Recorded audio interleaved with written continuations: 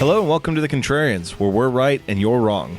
I'm Alex. I'm Julio, and thank you for listening. If you like what you hear, head over to Apple Podcasts to subscribe and leave us a 5-star review. Help promote the algorithm and spread the word. You can also find us on SoundCloud to subscribe and review, and don't forget to visit our main website, wearethecontrarians.com.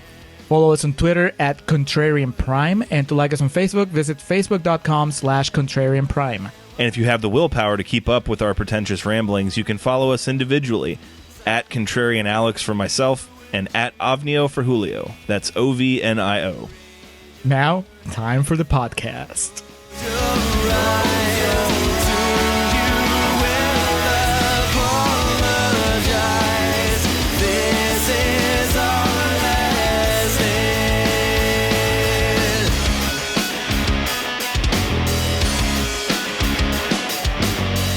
All right, I am recording for Contrarians Corner for Howard the Duck. I was so tempted to start this because of our guest with some sort of Muppets reference. I have embedded into my being now because we did the Muppets with him. But before we get to introducing our guest, I'm Alex, and this is the Contrarians, where we're right and you're wrong. Joined as always by my friend and co-host cohort Julio Oliveira. We are here today to tackle yet again something that's heralded as one of the worst movies ever made. It seems like we've covered a couple of these on our podcast, and we're here today to break further ground as we go and visit the year of 1986, I believe, with Howard the Duck, one of the first entries into the Marvel Cinematic Universe. I think you could call Howard a lost Muppet. And there you go. That's your reference. That's the tie-in? Yes. Jesus. He was Walter before Walter, pretty much, is what we had here. We had Howard. But, Julio, we are not alone. We've been fortunate enough recently to have a slew of guests and or guesting on podcasts, and someone that we've collaborated with in the past has come back to join us for whatever this visit of Howard the Duck is going to be. I think we needed the backup. We felt that we needed the backup. And who better to call on than Sam Hurley from Movie Reviews in 20 Qs, a well-known Marvelite like myself. Not so much like you, Alex, but at least Sam and I have that going on. So welcome, Sam. Welcome to the show. Thank you, guys. Thank you so much for having me. I mean, yeah, you're right. Me and Julio, we've been talking often about getting me on the show to debate the merits of the Marvel Cinematic Universe with Alex. So I'm glad to be here to do the Godfather of the MCU. This is incredibly exciting. Yeah, it's fitting, too, with all the MCU after yesterday making no more bones about it. Their goal is to take over society and the world in general. So I think it's a fitting time to have you on to discuss this. You know, I haven't really read through any of the announcements. I've just seen like some of the headlines coming in, but as far as I can tell, no Howard the Duck announcement, right? No Howard the Duck announcement, but there is going to be a new TV series from Disney, whether it's Star Wars or Marvel, pretty much every 14 or 15 seconds. So it's going to be pretty fucking awesome if you're a fan of those properties. It's only a matter of time before they get to Howard. Yeah, they're eventually going to run out of comic book characters. I mean, he's popped up at the end of Guardians of the Galaxy. We know he's coming. Okay, Sam, you already beat me to the punch there. Like, when I was watching this, and I, for some reason, had it in my brain, I was like, there's some Easter egg with him in one of these fucking Marvel movies. I felt like I remembered it. So it's the Guardians of the Galaxy. It is. It's Guardians of the Galaxy. He pops up at the end of Guardians of the Galaxy. The collector gets licked by Cosmo the dog and cuts to Howard the Duck saying, "How could you let that thing lick you? Gross." Voiced by Seth Green. He has already reemerged. This would have been in the time. Would that first Captain America movie have been out by 86? This is exactly the reason why you got me here. So the Captain America movie came out in 1990. There was a couple of early attempts by Marvel back in 78. There was a Doctor Strange film.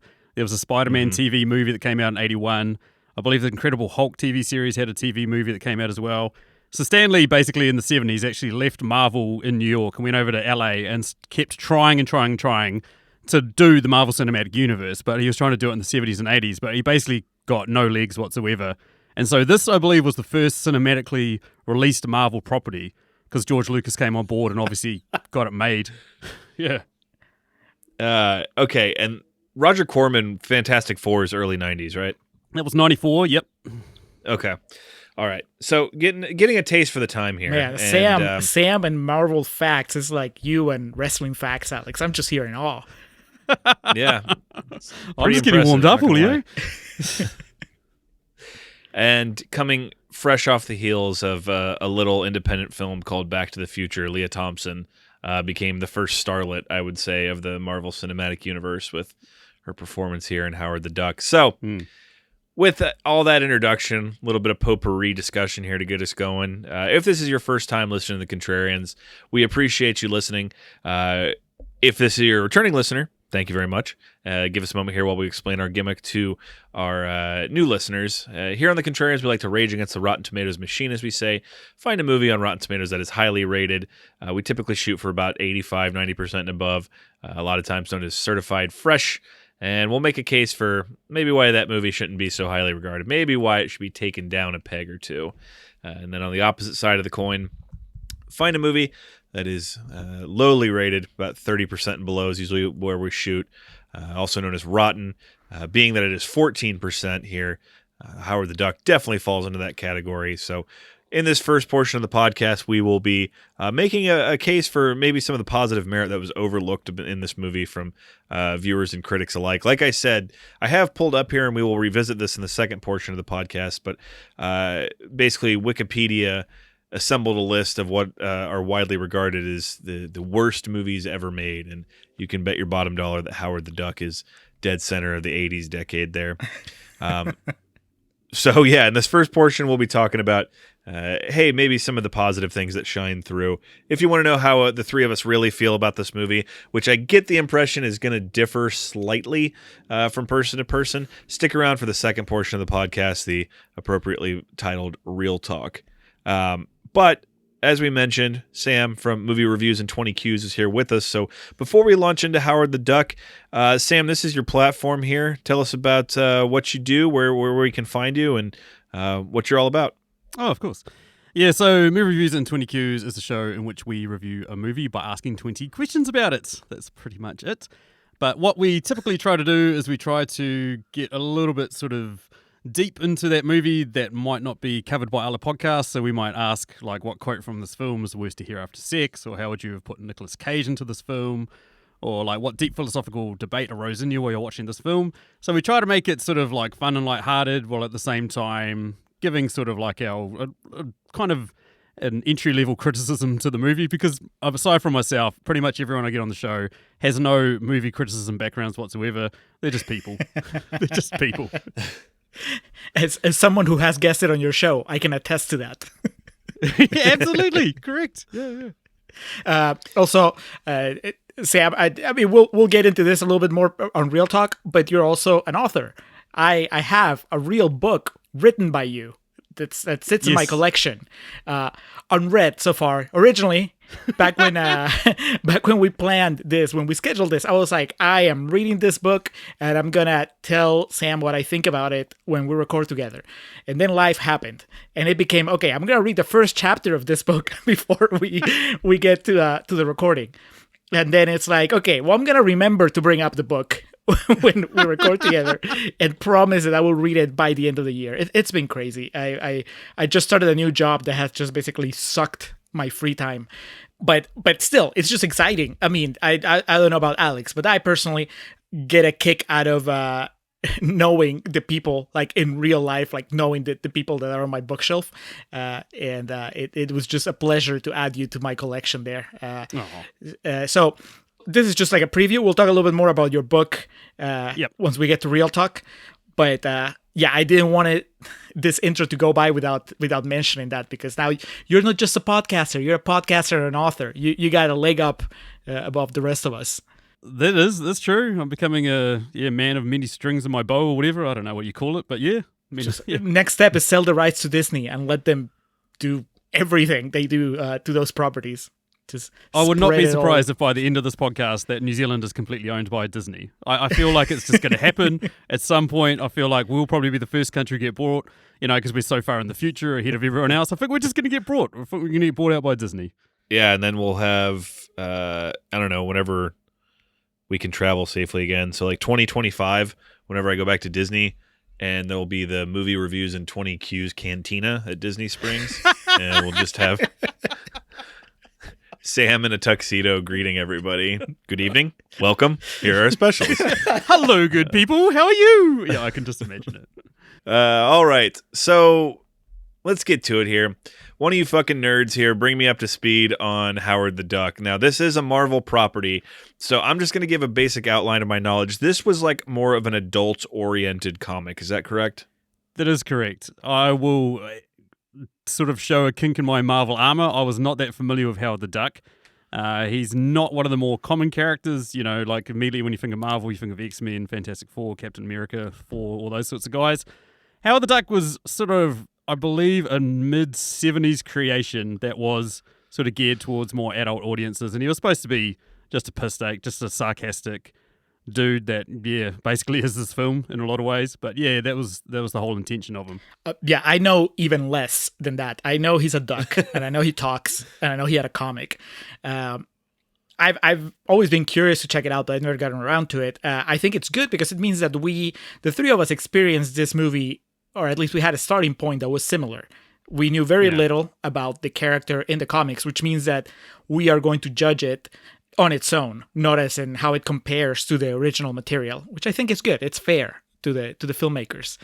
I don't know how much of the original backlash was just, you know, I don't know, fans of the comic that thought that this wasn't an accurate representation, but I guess we'll see. There was a ton of people writing into Warner Brothers to say Michael Keaton shouldn't be playing Batman. I doubt there was anybody writing into Marvel or whoever made this film to say whoever shouldn't be playing Howard the Duck. In fact, I think there probably were people petitioning for this movie not to get made, if anything.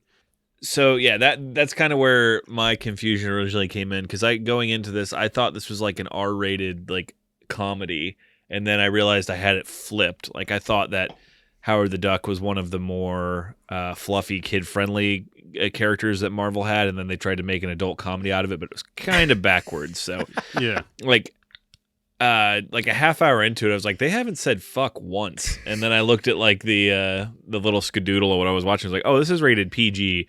And then the rest of the movie just kind of happened to me. So I realized what I was in for. So to start us off with just that, I watched this movie. Sam, something we've been doing is just kind of explaining how we came to watch this movie and kind of just giving our quick thoughts on the transfer, however it was you came to view it. As part of the Showtime package, it was on demand. Hilariously, it was coming off, I think, at midnight tonight. So I watched it. It was almost fortuitous. It was destiny for us to get together for this recording today, because it was like only X amount of hours left to watch Howard the Duck. And so I watched an HD presentation of it. I couldn't tell if it was the DVD transfer or what it was, but picture was all right. You know, the Criterion Blu-ray coming out in a few months, I think will up the game a little bit. Sam, how did you watch this? Do you own this in your Marvel collection? No, this is, an incredibly big blind spot for me. I really should own this in my Marvel collection. I watched this on Netflix. It was on Australian and New Zealand Netflix, which is completely different to American Netflix. We've got about 2% of the quantity of films and stuff that you guys have, but I watched it on Netflix. I watched it on Netflix for the first time, maybe 2 years ago, and yeah, I watched it again, obviously for this podcast. So yeah. Well, Netflix in America doesn't have Howard the Duck, so you have the right 2% over there, and we're missing out. I had to rent it on Amazon Prime because I don't have Showtime, and it was fine. I watched it on the big TV. It looked beautiful, gorgeous colors. That duck looked like a real duck. Leah Thompson. This is just. I guess I've never seen Leah Thompson on the big screen besides whenever I watch Back to the Future in movie theaters. So it was quite the experience. So immediately with Howard the Duck, as anyone who listens to this podcast knows, I am a big whore for vintage studio signatures. So just seeing that old school Universal studio signature just filled me with such warmth and happiness. It definitely readied my body for what was about to follow. And then immediately you get the George Lucas Presents. My note just says George Lucas LOL. Did you know that? Did you know that he was kind of like the muscle behind this operation? So there was a few things I knew about this movie. One of them, obviously, was its legacy, or I guess its infamy. I knew that Leah Thompson was in it, and I knew that George Lucas was attached because it put a ding in his facade, or his image, excuse me, there for a little while. So that was one of the things I knew, but I didn't realize he was so prominently featured. And then I looked at all like the poster and advertising, and it was all George Lucas Presents. They wanted to get the most out of that Star Wars connection. Now, I do have quotes, Alex. It sounded like you're about to launch into a. I'm sorry, I was getting ahead of it here. I was getting excited with all that shit we were talking about. So, yes, being at 14%, it does mean that it's not like this movie set the world on fire as was intended. So, what were the critics saying about it, Julio? Okay, so I got a bunch of rotten quotes from the Rotten Tomatoes website, and I don't know where they fall on the timeline, because as I was scrolling through them, it felt like a lot of them were just post-MCU quotes, and I don't think that's fair.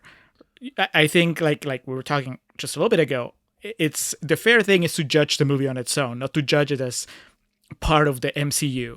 That said, somebody like Danielle Zolzman from Zolzy at the Movies says, Howard the Duck is the single worst film based on a Marvel Comics character to come into existence. Which, I mean... Categorically incorrect. I have seen Thor Ragnarok. Oh! No, Alex. Not even in Contrarians Corner. I'm out. Say that. I'm out. Yeah. I was going to make the same joke, but I was going to use Iron Man 3, which is a lot more accurate. But Yes. Yeah. Anyway, Jason Bailey from DVDtalk.com says, the first big screen adaptation of a Marvel comic book makes their subsequent films seem like the flowers that bloom beneath a heavy load of dense fertilizer. Has a way with words, Mr. Bailey. Scott Haller from People Magazine says, if you want to know why grown-ups don't go to the movies anymore, try suffering through this ludicrous curiosity. And that has to be one of the most pretentious things we've read on this show. And that's covering a lot of ground. Yeah. So he's a grown-up, I guess. He doesn't like practical effect ducks. And finally... What a bitch. This guy right? He claims to be a grown-up. You get an hour and 51 minutes of all-time hotness with Leah Thompson in this movie, and this guy's like, yes, I don't find the cinema very attractive anymore. Fuck off. You're right. Like, this is complete bullshit. This movie is unique. This is a complete one of a kind. It's not like they were pumping out 100 Howard the Ducks every year, and that was all the cinematic landscape was made of. That guy can suck a dick. Not mine. I don't want him coming anywhere near me, the fucking wanker. It's his fault that the movie failed, because of people like him. Exactly. And finally, Christian Toto from What Would Toto Watch? Howard the Duck is the first clear sign that George Lucas, who executive produced this mess, ran out of pixie dust after wrapping Return of the Jedi. So there's your George Lucas quote, Alex. So two things that should immediately be tackled there. George Lucas didn't really have much to do with this besides financing it and some of the special effects. So it's not like he was... The things we should criticize George Lucas from a filmmaking perspective would come about 20 years after this. Correct. Or not even, 15 or so. And then two, something I thought about with the comments about this being like a big Marvel flop. If you just watch this movie, especially in like 1986, I imagine that none of the marketing material was Marvel's Howard the Duck. You had to know what you were going into, or if you saw it and were curious about it, had to do your research to know this was based off a Marvel comic book. Because at no point in this do they like... There's no even like cute like wink and nods like he's reading a comic in the waiting room in some scene. It is not presented like a Marvel movie at all, as we know them. I should say. There's no Stan Lee cameo. Yes. Yeah, there's no Stan Lee cameo, and you're completely right. Like my wife's favorite Marvel film is Guardians of the Galaxy. It's one of the few films that she actually watched like multiple times, seen the end credits, all that sort of stuff. And then when we started watching this, she even turned to me and said, "This is based on a Marvel comic." And I'm like, yeah. So even she had no idea this was a Marvel film. Yeah, it was. I can imagine at that point in time that there was no foresight into what would become of Marvel movies. So I think it's kind of unfair to compare the two time frames. But even all these years later, right after more than 20 Marvel movies, like official MCU movies, there is still nothing like Howard Duck. Nah, Not hell even no. by accident. They haven't stumbled upon something that resembles it, which I think makes it even more special and more, I guess, worthy of attention. And it should be clarified, there's well over 20 movies in the Marvel Cinematic Universe. So Correct. don't just do this shit about maybe 20. But it was, correct me if I'm wrong, Marvel people, the first Iron Man that came out in 2007 is viewed as like the beginning of that, correct? 2008, yes, correct. Yes. Okay. So 22 years prior to the dawn of the MCU, they made their first the first attempt, was made by Universal Studios at a Marvel property-based film. And like I said, the old school Universal signature, just that had me right there. We get the George Lucas credit. No idea Tim Robbins was in this movie, so I was like, wait, what? Yep. Right away, I was like, oh my God, seeing that. And I had to look it up, and it looks like this was, if not his first, one of his first dabbles into film. It was one. I don't think it was his debut film, but it was up there. And you could tell because he is wet behind the ears and eager to please in this movie. Yes. Correct. He is definitely out to make an impression, and I think he couldn't have chosen a better vehicle for that. How did you feel as the credits were rolling? I don't remember he comes before or after Tim Robbins, but when it feels like we cannot escape Jeffrey Jones in this podcast. He just sneaks into movies that we don't expect him to be in. I mean, for better or for worse, and it is for the worse. But with Jeffrey Jones, I was like, oh God. And then I remembered it was like, this was his peak. Like Beetlejuice was him on the decline. This was, Ferris Bueller. This was as hot as he was going to get.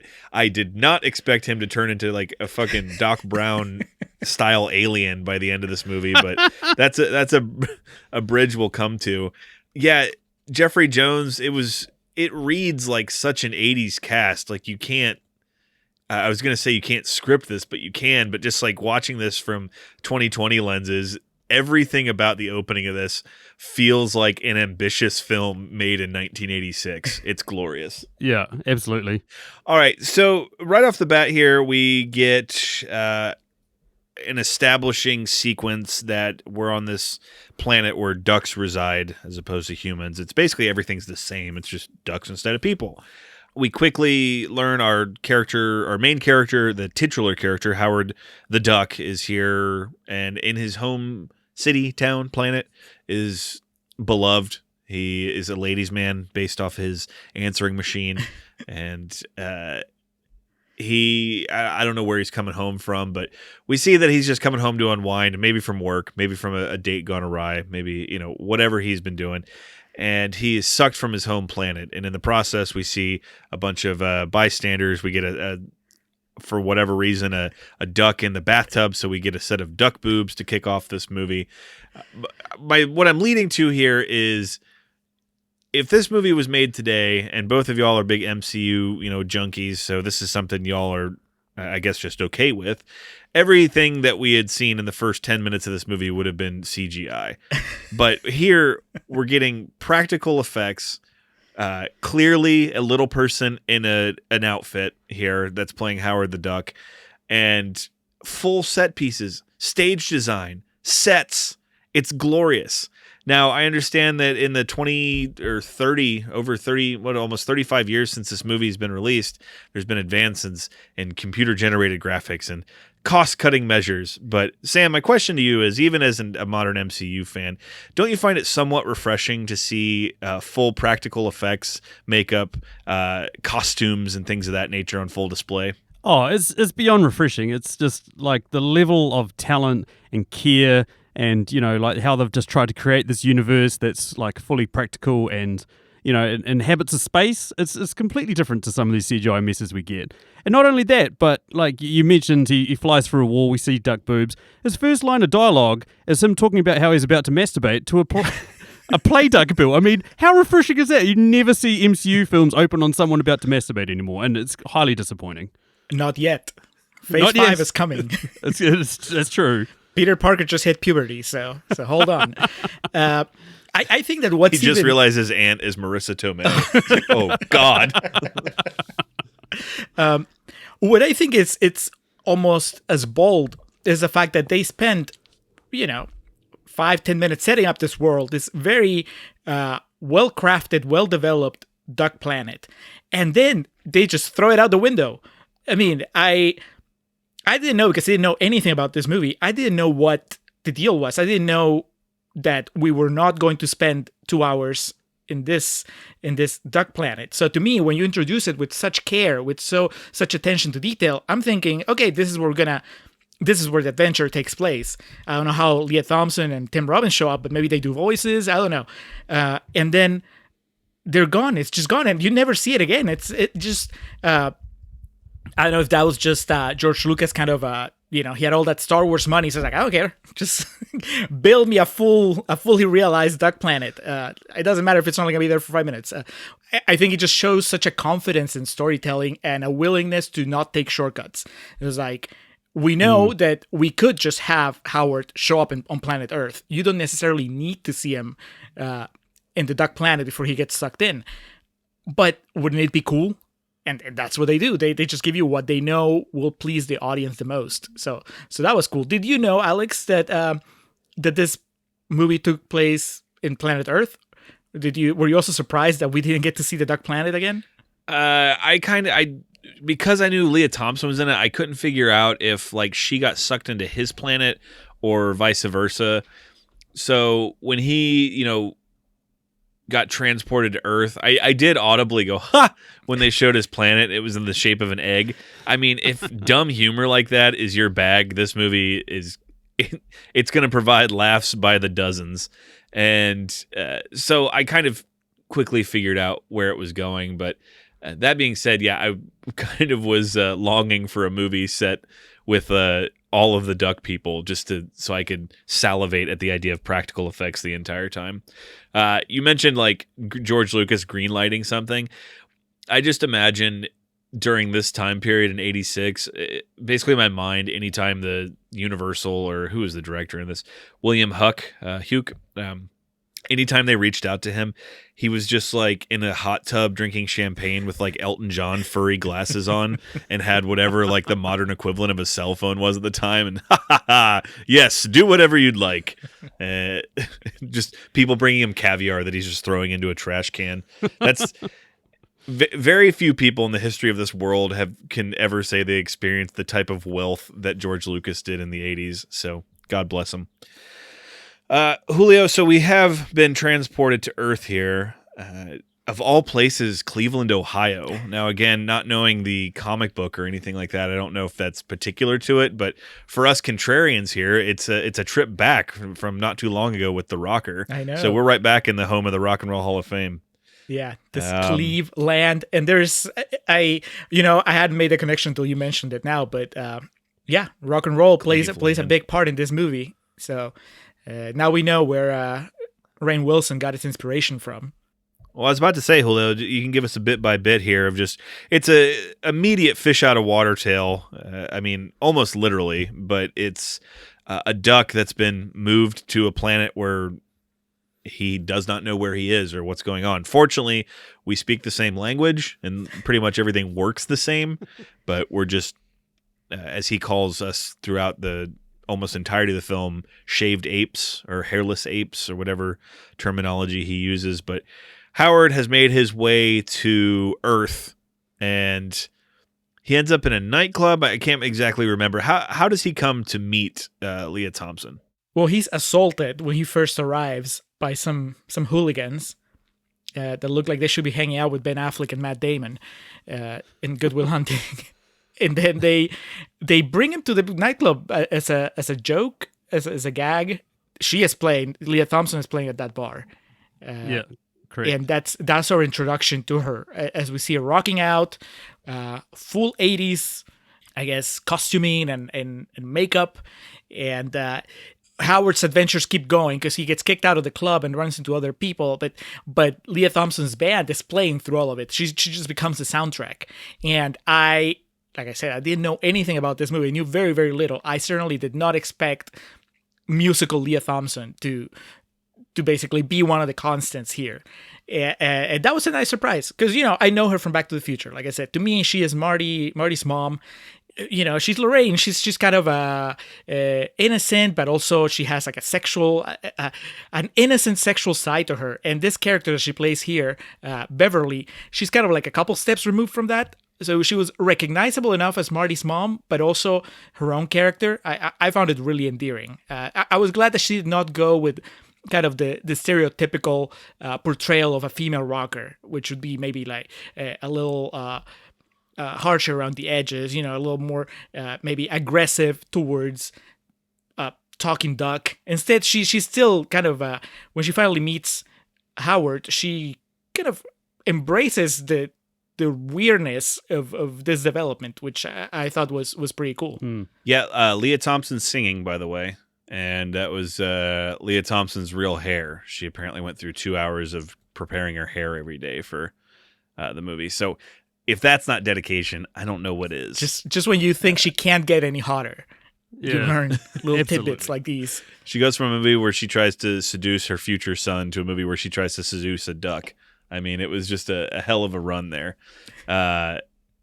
So, Sam, do you have any nostalgia, or I guess does the whole 80s aesthetic bring you comfort? And I mean that from like 80s movies, not like a movie that's made today that's set in the 80s, but watching something like this, the way it's presented and the clothing and everything at the time, which was meant to be cool and not presented as nostalgia. But are you kind of a dork like me when it comes to stuff like this, and it brings you kind of a warming sense to what you're watching? Yeah, there's sort of like a level of innocence and naivety that we sort of had back in the 80s that, you can see in these films. Like there's no social media, there's none of that sort of stuff. And it's funny, like you're talking about the aesthetic, like on our podcast recently, we've done Blues Brothers and Roadhouse, one of which was made in 1980, the other one was made in 88 or 89. And both of those movies had a band playing in a bar, and the band was just surrounded by a cage. And we get the same thing in this film, which makes me wonder just like how violent people were towards bands back in the day. It's just, it like fills me with curiosity. Well, that's the thing. When you don't have smartphones around, then people feel like they can get away with anything because nobody's going to be recording them. So True. Yeah. The 80s were a much more dangerous place. As much as I love the 80s, I'm also fully aware that we are safer now. Yeah, the whole thing with the no cell phones in this too, I was thinking about just Howard's existence. There would be, based in this movie, there would be so many people that would be labeled as crackpots for saying they saw this like talking duck because, now it would go viral, as they say, or it'd be on TikTok. And here, Beverly, Leah Thompson, just ends up getting saved from two assailants by Howard, who breaks out, is it duck foo? Quack foo. Quack foo. Yep. The play on words are not minimal in this film. And I was kind of gracious for this scene because Julio and I have watched several movies from this time period where the male on female violence, and it's specifically like an innocent movie, it seemed like there was a heavy reliance on victimizing women. And so to see this here, that it's just these guys that are kind of just like fanatics that aren't lightening up, but at no point during watching this, I don't know about y'all, but I didn't get uncomfortable, and Howard kind of came to save the day at the right time. This movie does what I'm trying to say is this movie does a really good job of keeping a really light air about it throughout the entire duration of it, even in the moments of peril and distress. At no point did I find this movie taking itself more seriously than it needed to, or creating situations that were way too heavy for said movie. Yeah, you're right. And it is almost like a precursor to the Marvel Cinematic Universe where you're watching it and you're like thinking, okay, the hero's in danger, but at no point are you thinking, oh, this guy's going to die. And even when they do die in the Marvel Cinematic Universe, you're still like, oh, okay, that happened. And this movie just captures that really well. Like, at no point do you fear for the lives of your main characters. So you can just sit back, have a good time, enjoy them going through the emotions, and just play it for the comedic value that we've got. Yeah, and I think that the filmmakers are very aware of the power that this unusual weapon they have in Howard the Duck. Because the moment that you put a giant talking duck into any scene, you automatically lower the tension, but also give the audience the feeling that anything can happen. I mean, from the moment that you have Howard the Duck there, it's just, where's this scene going to go? I know that Leah Thompson is not in real danger, but I also don't know where this is going at all. Like, did I expect Kwok Fu? No, I didn't. I didn't expect them to have any sort of relationship. Certainly not the relationship they end up having in the movie. And that stems completely from the fact that he's a duck. I mean, if he was just a guy, then I'll be like, oh, I knew exactly where this movie's going. You know, the guy's gonna save the girl. They're gonna have a romance. By the end of the movie, they're gonna be a couple. But when you have a duck, it's just, you've never seen anything like this before, and never will. Correct. No. So it was amazing that even sticking to some scenes that basically are formulaic, but for an 80s movie, they still managed to keep them unpredictable because you never knew where they were going to go. I mean, even if you ever got to a point where you thought that you knew how they were going to handle the character of Howard and his relationship with Leah Thompson, the movie would throw you a curveball and go somewhere else. And I know that as the movie goes on, it certainly kind of shocked me how far they went with that relationship. So yeah, I think that they do a masterful job of acknowledging that Howard the Duck himself is such a wild card that he's an element that can keep the audience on the edge of their seats. Yeah. So, stuck in Cleveland, Beverly, obviously appreciative of Howard saving her, potentially her life, invites him back to her place for a place to stay. We have the classic 80s and well into the 90s and even early 2000s trope of, oh, I'm sorry, my place is a dump, and it's this fucking massive apartment that's clearly like a high-rise in downtown somewhere. We learn that Beverly is the front woman for the group Cherry Bomb. Essentially what happens here is we get kind of an explanation from Howard of what he did. You know, he's a musician, and he's not really sure why he's there, and we get kind of I guess you could almost say kind of a precursor to the Manic Pixie Dream Girl here of Beverly explaining, you know, she believes in cosmic purpose, cosmic connection, and maybe there's a reason you're here, and there's a sign, and there's something here that you're meant to do, and, you know, yada, yada, yada. We learn here it sets the table for the characters and their relationship, because she's very nice and kind to Howard, but she still doesn't understand how to approach him. She offer to put like food in a bowl and put it on the ground, and doesn't he say like, Yep. do you have a beer? Yep.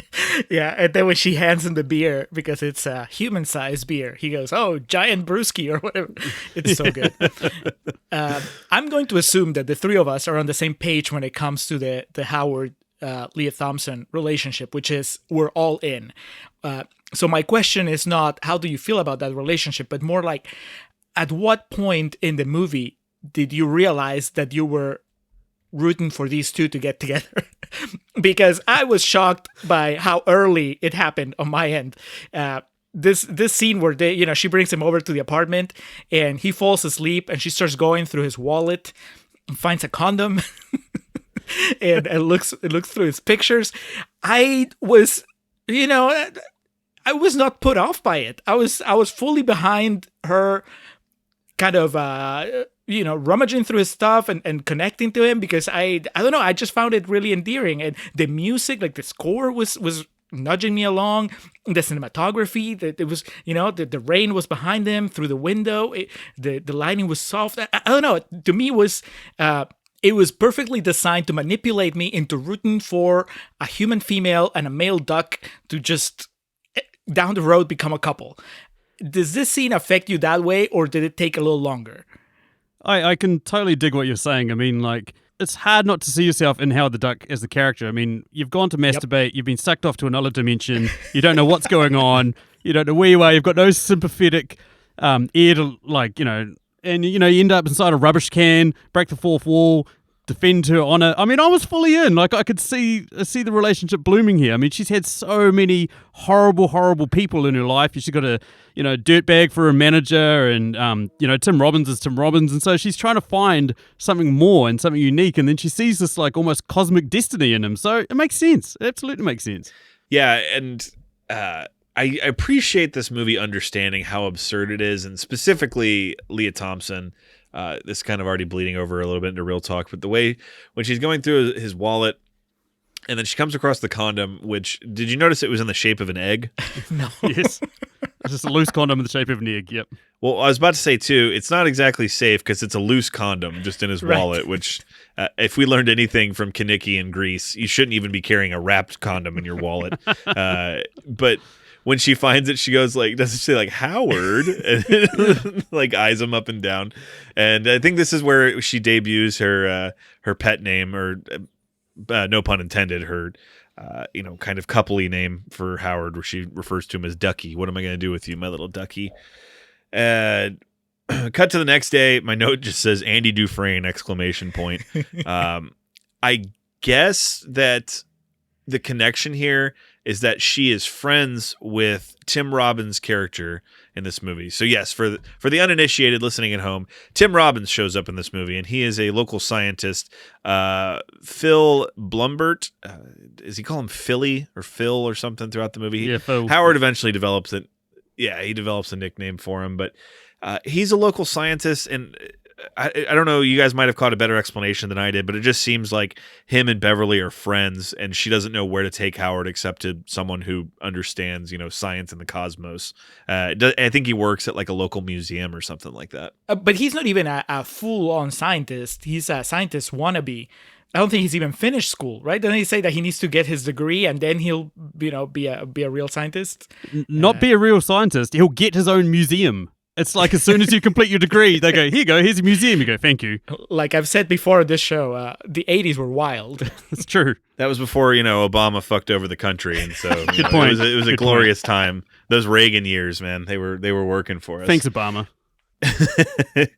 So yeah, he's just this massively eccentric scientist, and I think what I appreciate about his character in this is we don't know if he's always been like that, because our introduction to him is him meeting Howard, and his immediate thought is, this guy can like put me down in the history books as like one of the great scientific discoveries of the history of humankind. So from this point moving forward in the movie, he's just basically obsessed with the idea of working with Howard to learn more about his species, his planet, and to bring this information to the forefront. So it's not, it's not Andy Dufresne. I had that note here, but it's not that type of Tim Robbins. He's just really whimsical and eager, and both his character and Tim Robbins himself in this movie. Having not known he was in this coming into it, this was like blowing my mind what I was watching. So this, I'm trying to think of more of the well-kept cameos or performances in the MCU, but this has to be right up there for me. It's right next to Samuel L. Jackson at the end of Iron Man. Just Tim Robbins showing up and Howard the Duck. Yeah. I would like to talk to you about the Duck Initiative. To me, more than blowing my mind, he just kept me off balance, because for most of the movie, I would say for at least half the movie, I couldn't tell if he was friend or foe. I couldn't tell if he had, because like you said, he seems to be looking out mostly for his own reputation. So I didn't know how sincere he was whenever he was trying to help Howard, because he basically promises Howard that he's going to figure out a way to get him back home. But I couldn't tell, because one, I've never seen Tim Robbins be this young and this out there in a performance. So I couldn't read him. Is he a bad guy? Is he a good guy?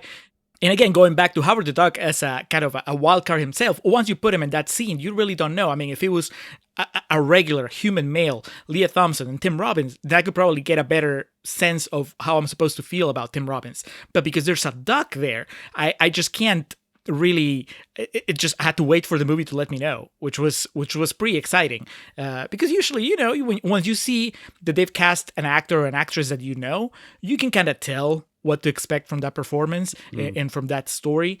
But in this case, that was not what was happening. So I was thrown off by his presence. Yeah, I'd basically echo the same thoughts as you. I have never seen him give a performance like this. And when I watched this with my wife, she actually, she's not as big a cinephile as me by any stretch of the imagination, but while we were watching it, she was like, "Is that Tim Robbins?" And I was like, yeah. And then after a couple of minutes, she goes, "Is there two actors in Hollywood named Tim Robbins?" And I was like, "What do you mean?" She's like, "Is there the Shawshank Tim Robbins and then there's this Tim Robbins?" And I was like, no, they're the same guy. They're the same guy, Stacey. So quick American sports talk here. I couldn't find anything about it. I didn't do too much research on this because I didn't want to spoil too much of it going in. But despite them being in Cleveland, he's wearing a Ohio State sweater here, which is in Columbus or outside of Columbus. My thought was that the breaking point on the budget was that they couldn't afford for him to wear a Cleveland Browns jersey or something. I just imagined in my mind that was a bridge too far for Lucas. He wasn't going to pay for the Cleveland Browns intellectual property to put it in this movie. So they didn't take Howard's his Star Wars MasterCard. It's like, no, this is no good for you, sir. They swiped it. Yeah. And whoever the coach of the Browns was at the time, sir, it's telling me it's declined. Well, just swipe it again. Just run it through your toy. And so he's walking around with this Ohio State sweater on. They're doing nothing to really conceal his identity, though. So people are like, "Oh, who's this guy?" Kids walk up to him thinking he's, some sort of attraction. And what this leads to is he's not getting the help he wants. He wants to know how to go back to his home planet. And Tim Robbins is interested in, figuring out more about him. And Beverly, Leah Thompson, is trying to be really sweet, but Howard's just in a place where he has no capacity for that. He just wants to get away. So he tells her, fuck off, leave me alone. I don't need your help. I'm going to be alone. I'm going to go, figure it out. And this somehow puts him... it cuts so quick. Is he just now at a headhunting? Is someone's just finding a job for him? Was he at the welfare office? I couldn't figure out where the hell he went to. He found a sassy black woman, TM, that gets him a job. It was crazy. Prime example of the movie completely blindsiding you with where it was going to take you. It was around this part when he has the big blowout with Leah Thompson that I realized that this movie might have actually had something to say besides being funny, because it's established now firmly that Howard is an outcast, and it's established that Leah Thompson is an outcast, right? She's a failed musician, and she's, despite being Leah Thompson, she's not successful, and she's awkward. I mean, when her best option to help Howard is to bring him to Tim Robbins, then that she's not really doing great.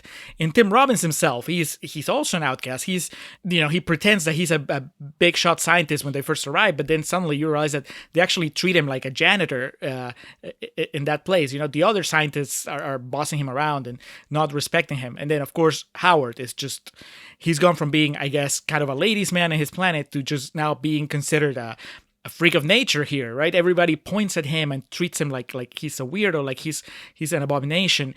So to me, to suddenly realize that the three main characters we've met so far have that in common, it gave me hope that the movie wasn't just going to be about making us laugh, which it is, but also that it was going to have something to say about outcasts of the world unite. That's the only way that you're going to move forward. So that was pretty cool. And then, of course, then we got to the brothel, and I was like, all right, I give up on trying to read this movie. Not only that, we get the sassy black woman who starts an argument with him and then says, I've got a position for you, then bends over the table, and he immediately goes to bite her on the ass. And then the next position we see him in is, again, me and my wife were watching it, and she said, what sort of place is this? And I was like, I have no idea. And she's like, is this the orgy store? And I was like, I'm convinced there's no such thing as an orgy store. However, it does look like an orgy store. You're right. I just imagine someone taking their 6-year-old kid to this and then having to explain where Howard's working. I can't even explain it to a fully grown woman. I don't know where it is. I'm a 38-year-old man. I still don't know what it is. Is it the orgy store? Maybe. But the way it was lit, the first shot, I was like, "Oh yeah, that's the strip club from GTA 5." That's what yeah. I nailed it. but then there's the mud pit that he pushes his boss into. Oh man, I hate to bleed over into real talk already, but there's a couple sequences in this movie that I was just thinking to myself, they really thought this movie needed to be longer than an hour and 25 minutes. And there's these sequences like this that just, so he's basically, they employ him to shove him down in the jacuzzis to unclog, I don't know, the water lines that get fucked up. I don't know what his job is, but eventually it ends up to him pushing his boss into this mud pit and saying, "I quit." That's correct. His boss pushes him in, and he takes like a duck of water, except he doesn't take like a duck of water because he can't swim, and he almost drowns, and then gets payback on his boss. I was pretty surprised that the movie did not end with a climatic sequence where he had to swim, because I honestly thought that that's where this was all heading.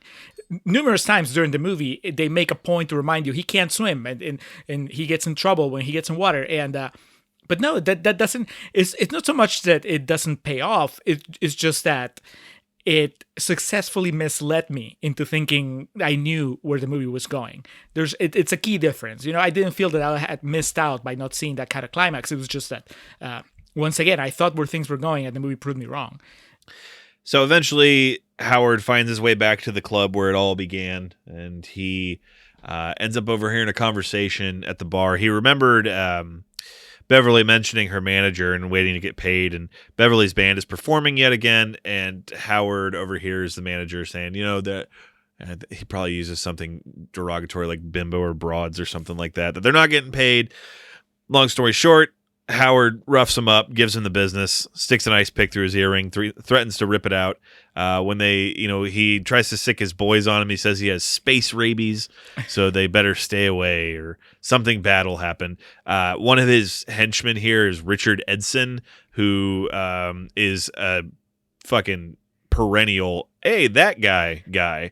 But I recognized him. He was the garage attendee in Ferris Bueller that takes Cam's dad's car out for a joyride. So when I saw him, I immediately was like, I have to figure out what this guy's from. And I did, and it brought me joy. So from there, takes care of the manager. He goes backstage to meet with Beverly and the band. The girls in the band are so surprised, like, "Oh, you must be Howard. We can't believe you're real." Leah Thompson looking incredible, as in every scene of this movie. And Phil shows back up, Tim Robbins. It's basically just to bring them all back together again. And then in this sequence, Tim Robbins has possibly my favorite line in the entire movie, where he's like, "I brought pizza and beer." Howard asks him, "What's pizza?" And the way Tim Robbins describes it is, it's a circular Italian food object. That I had to write down the exact quote for that because it tickled me pink. So the idea being, Howard's back with Beverly. They're going to go back to her apartment. Phil ends up taking a hair or a feather, off the ass of Howard. He's going to take it to his lab for research and study. They go back to her apartment, not before he reveals to the band that he got them paid. He gives them their money. This is where we get if this exact scene happened today, there would be a lot of people mad.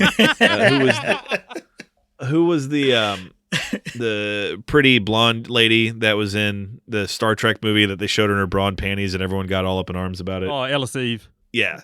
That's kind of what this was here. We get Leah Thompson in her negligee and panties, and she's like asking Howard to stay, and he's watching her and his eyes are getting wider, and he's like, "But I have grown an affinity for the human female body," or something, something absurd. And he gets in bed with her, and I mean, like, my main takeaway from this was, in a classic moment of 80s nostalgia that would last for 2 decades longer, she's like, "Let's watch Letterman." I imagine when they made this, we're like, we got to put this in so when people watch it 10 years from now, they'll be like, "Oh, remember Dave Letterman?" And he was around for another 25 years.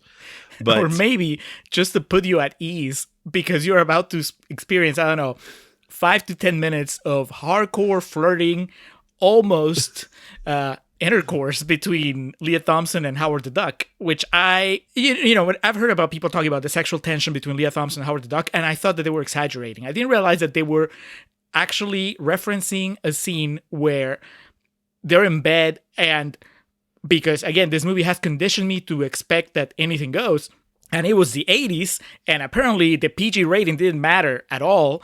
It's like anything could have happened. I mean, I honestly thought that because, it ends with her kind of like leaning forward to kiss him, and I thought we were going to just kind of fade to black, and the implication was going to be that they did it. My notes are like, are they about to? And it was, again, kind of an introspective moment for me because I realized that I was looking forward to it. I really wanted it to happen. I was You're like, a sick man, Julio. I mean, I guess I was just living vicariously through Howard. I don't know. It was crazy. I honestly, I am, as much as people talk about this movie, I'm surprised that they don't talk about it more because this is insane. Yeah. When Alex, when you were saying that people would be mad if this happened, I thought you were referring to this, to the just shameless romance between a human woman and an anthropomorphic duck. It's crazy.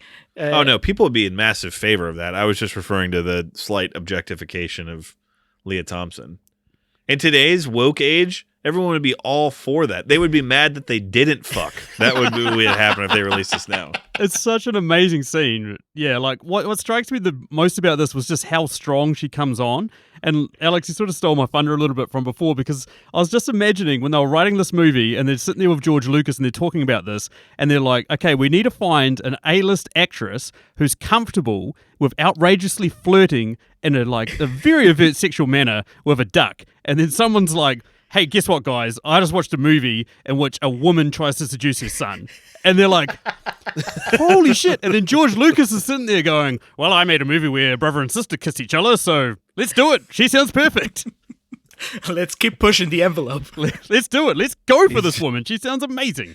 That's just, yeah, these conversations every time I just picture fucking George Lucas and the Joe Frazier, the mink white coat over a red turtleneck with the, again, just a bigger pair of sunglasses every time. But yeah, so, and she plays it off that she's fucking with him, but it's a hell of a convincing job. Some people would pay to hear that shit on the phone, like the way she's talking to him. So she does a good job here. She does end up giving him like a goodnight kiss, and then we get like the silhouette of it behind. For some reason, she has a shower curtain in front of her bed. And then the last person you want watching you do anything in bed shows up as Jeffrey Jones enters into the equation. He's there. I don't know who his lackey is, but it's him, Tim Robbins, and a third guy. And Tim Robbins has amazing delivery. She's like, Phil, what the hell? He's like, your door was open. so me and these two weirdos will come in here. Just to try to kind of go through this, why Jeffrey Jones and his assistant, second lackey, his Smithers, whoever it is that's with him, why they're here. They're colleagues, or they at least work in close proximity to Phil, Tim Robbins. They become aware of the feather because it's similar to one that they have. They match up, and they are scientists that were experimenting with some sort of laser to reach out to another planet and inadvertently pulled in Howard. I think they go a bit further into detail that doesn't make too much sense, but that's pretty much what I took away from it. They accidentally sucked Howard out of his home planet. Dude, I was still recovering from the Leah Thompson, Howard the Duck almost sex scene. So I mean, I picked up the very minimum plot points of Jeffrey Jones's story here. But yeah, I think you're right. He's responsible for Howard being on Earth, and he believes that he can send Howard back, but only as long as they get it done that night, I think, right? Yeah. Which leads to a tearful goodbye between Leah Thompson and Howard the Duck that is 100% convincing and earnest. I mean, you know, she's saying goodbye. She looks at the feathers that he's left on her bed, and yeah, let's talk about that real quick. Was that supposed to be like cum? Like, what was that?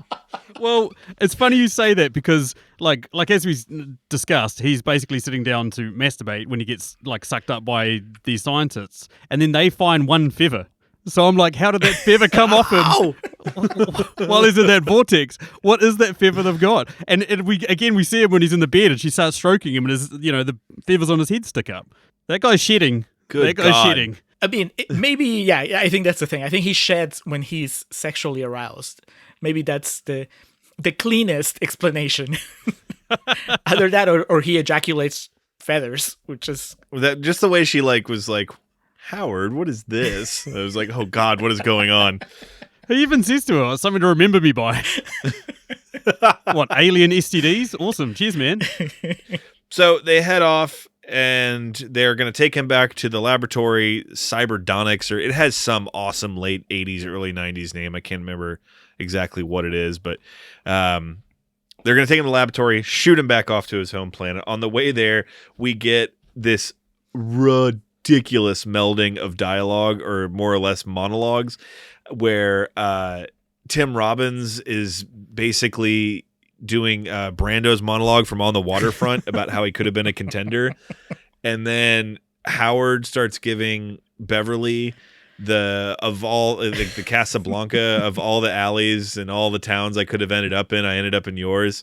I was just like watching this with my jaw agape. Like, what the fuck is happening right now? Yeah, I mean, I don't want to cut into real talk too much, but like they knew they were making a modern classic, so they needed to pay homage to all the old classics that have come before it. They need to acknowledge the path that it took to make this amazing love story. It's a tip of the hat to the shoulders that we're standing on. Absolutely. So I'm going to be real with y'all.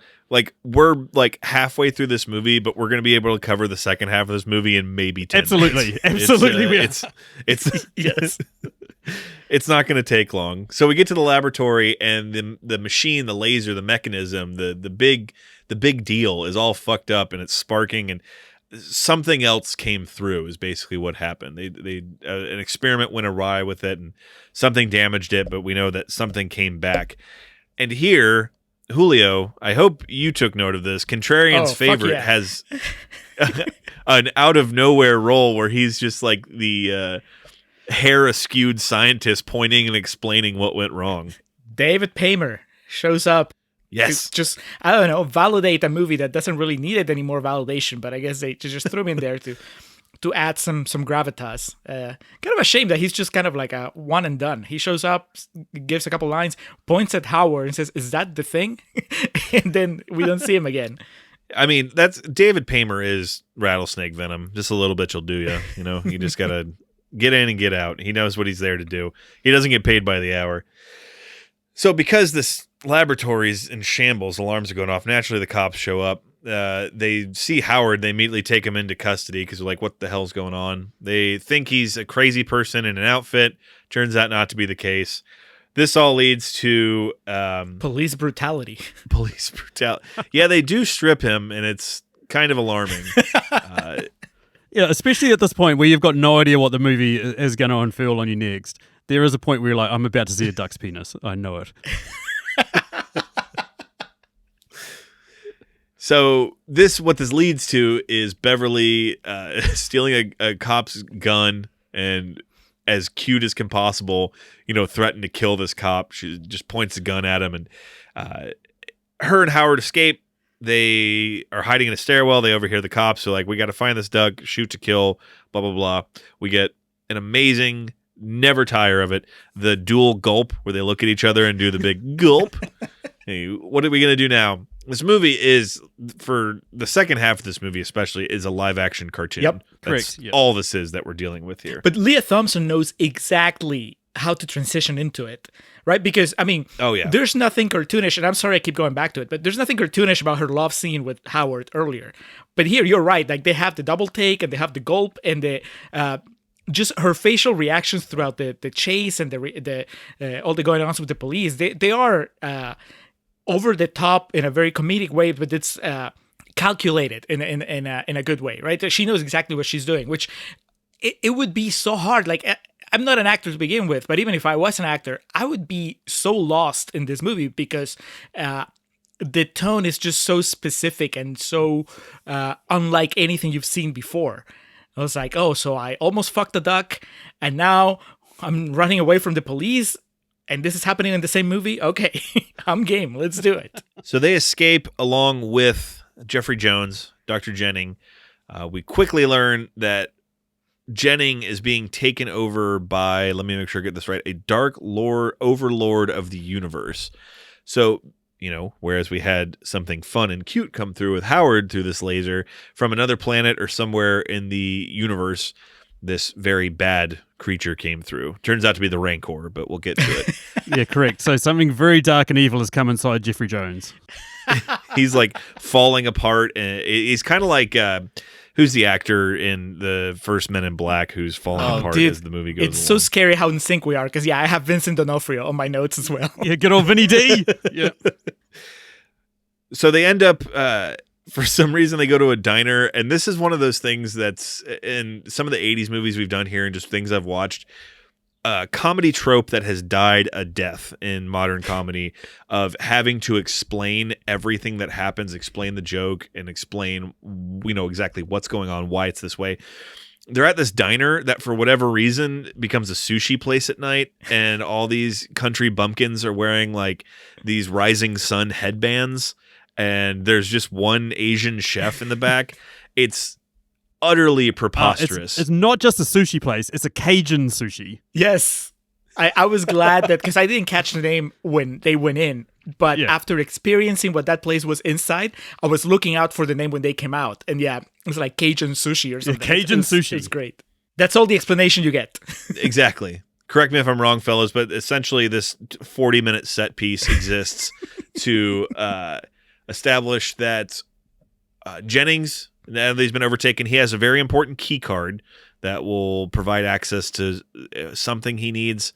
He has a piece of a machine, and eventually, after enough time's passed, some truckers there try to start a fight and cook Howard, and it leads to Jennings, now overtaken by this power, this overlord of the dark universe, is able to just run them all out with his cosmic powers, and then he takes Beverly hostage, which and the card is basically the most intelligent ass spin I could add to that. Yeah, what was insane about that was the mob mentality when it comes to cooking Howard.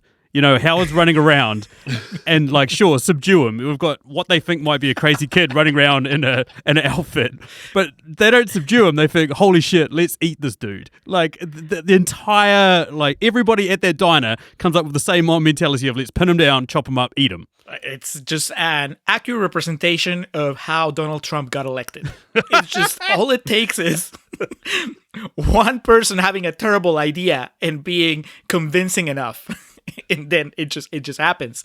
To me, this set piece, which yes, it's long, but I think it's worth it because it features my favorite, I guess, running joke or extended joke in the movie, which is that this entity inside Jeffrey Jones is slowly taking over, and Howard and Leah Thompson. They're not. It takes them really long to catch on to see what's happening. They think he's suffering from indigestion at first, and even once they realize that he is kind of possessed, they don't take it as seriously. They don't realize that this is like end of the world kind of stuff. And then even when it becomes clear that it's a serious threat to humanity, they're still kind of more embarrassed that he's doing this in a diner where there's a lot of people around. And it's just such a good capsule of what their characters are like. Again, it's going back to that innocence and Howard's sense of humor, just that they never really panic, which I found refreshing. It's this entire movie is just always taking a left when you think it's gonna go right. So it's great. So he takes Beverly hostage, as we mentioned. He takes the truck. I think it's a truck they stole, or a car at least that they stole. And he's transforming. We get some more awesome practical effects as these alien tentacles start coming out of his mouth. And he needs power. So at one point he plugs into the cigarette lighter in the truck that they're in. And then he sees some nuclear reactors, right? Yep. That's where they head. And what's the idea? He's going to bring the other overlords to Earth? Yeah, I think with that card, right? That card reactivates the laser. Yeah, so the smart key or whatever they call it activates the laser, activates the teleporter. But he needs to get power, so because he's fading and failing within that human body. So he stops at the nuclear plant and basically just plugs himself straight into a nuclear reactor and then charges himself up, and then he's all powerful, basically. I mean, as one does, naturally. So Tim Robbins re-enters the equation as he's in custody because he knows, what's going on. He knows the trouble afoot. They're at the diner. Him and Howard ends up kind of rescuing him or freeing him, and then they find some fucking, Leonardo da Vinci. Yeah, a Randy Quaid and Independence Day level aircraft here that they're gonna fly, and. What's the explanation? Why is it there? And they have to rev it up like a fucking weed whacker? I thought it was Tim Robinson's creation. Is that not what it was? Because I thought that he said somebody's hobby is going to save the day. And I thought that meant that he had created I guess, this flying contraption. If that was true, then why is he not flying it? Because he lets Howard the Duck fly it. And I think his logic behind that was like, well, ducks know how to fly, you should fly this thing. Right. The best part about this microflight or light or whatever they're called is that at no point does Howard the Duck ever think to himself, we should pull this up and get this well off the ground so that no one can chase us. Instead, he flies it at about, I'll try as in American here, between 1 to 2 yards off the ground for like the entire way to the place that they're, trying to track down Jeffrey Jones. And what I like about that is like most movies would just cut to him just flying, but instead we get this amazing 80s car chase scene where they're literally flying and chasing in cars as well. I mean, that's phenomenal. It's they're being shot at the entire time. It was I thought it was pretty exciting. The moment where they actually take flight, because it was sort of this vindication moment for Tim Robbins, because so far he's been such a loser, and by now I just realized that he's not the threat. Obviously, the movie has revealed his hand, and Jeffrey Jones is the bad guy, or at least Jeffrey Jones is possessed by the bad guy. So I'm all for Tim Robbins to do something good, and he does. He saves the day somewhat, and I was like, good. The nerd got his day on under the sun. It was cool, and it's exciting. It's got the ET scene with the bikes when they take flight. It's got nothing on Howard and Tim Robbins taking off for the first time. That actually takes flight though. This is like the Wright brothers plane that Sideshow Bob steals on The Simpsons. That's just 6 feet off the ground. 6 feet higher than me, Alex. So I'm just trying to understand. Did Tim Robbins construct this on the spot with scraps in the diner yard? I couldn't figure out where the craft came MacGyver. from. I think he had it. He was saving it for a special day, and He took it out of his back pocket. I gotcha. All right, so yeah, the chase is on, just like you said, and we get one other classic film reference here that's just kind of, I wouldn't even say shoehorned in. It naturally comes up as they're flying over like a lake or a pond or some shit, and there's duck hunting going on. And so almost in a dive bombing effort, Howard goes and knocks these hunters off their boats, and did you all catch he's shouting Tora, Tora, Tora as he goes down? I didn't catch that. I did not catch that either. Again, as Sam had pointed out, paying homage to the past because they were laying the groundwork for the future. My note just says, watching Tim Robbins do this rules. Because there's like the part where he's hanging upside down and he's getting dunked in the water over and over again. It's ridiculous. They finally arrive to the nuclear power plant where she's not even a hostage. She's like a comedic hostage at this point, like old spaghetti western tied to the train tracks type. Leah Thompson's tied up, and they run in and, hey, we're here to save the day type thing. And Leah Thompson says something like, be careful, he's in a really bad mood. Again, the dialogue written for the first half of this movie is not the same as in the second half. It's a lot of just really ridiculous cartoony shit. Sam, explain to me what happens at the end here. I have a few notes, but like I said, the Rancor appears. What happens here? How do we close My this one movie? note is really big gun. Yeah. I think that's the best way to describe it, is Howard somehow ends up with a really big gun that's given to him by somebody that should probably be using it himself because they know how to use it. But instead, the movie blindsides you again. It gives it to Howard the Duck, who's also driving around in a little like golf cart type, things that you see in science research facilities for some reason. Like, basically, Jeffrey Jones is bringing down his boys. They've got 4 minutes, I think, to stop him, 5 minutes or something to stop him. And by this point, because he's been supercharged on nuclear energy, basically become Nuclear Man, he needs to be stopped by something equally as impressive. And so that's where the gun comes from. Yeah, they get to that shot where Howard is shooting him and Jeffrey Jones is shooting back at him, and the two streams are colliding, and you don't know which way it's gonna go. It's It's Ewan McGregor and Anakin at the end when they try to use the Force on each other and it blows them both back. Well, and then you get Howard to make a very I guess poignant sacrifice, because the entire movie has been about him wanting to go back home, and then they realize that even though they succeed in getting the alien out of Jeffrey Jones, and then he becomes the Rancor, like you said, which, yeah, he does look like the Rancor. Even after they defeat the Rancor, he's still, the other aliens are still coming. So he's faced with the choice of, do I destroy the laser, which is the only way that I can get back home, or do I not destroy the laser and just let these monsters arrive on Earth and then see what happens.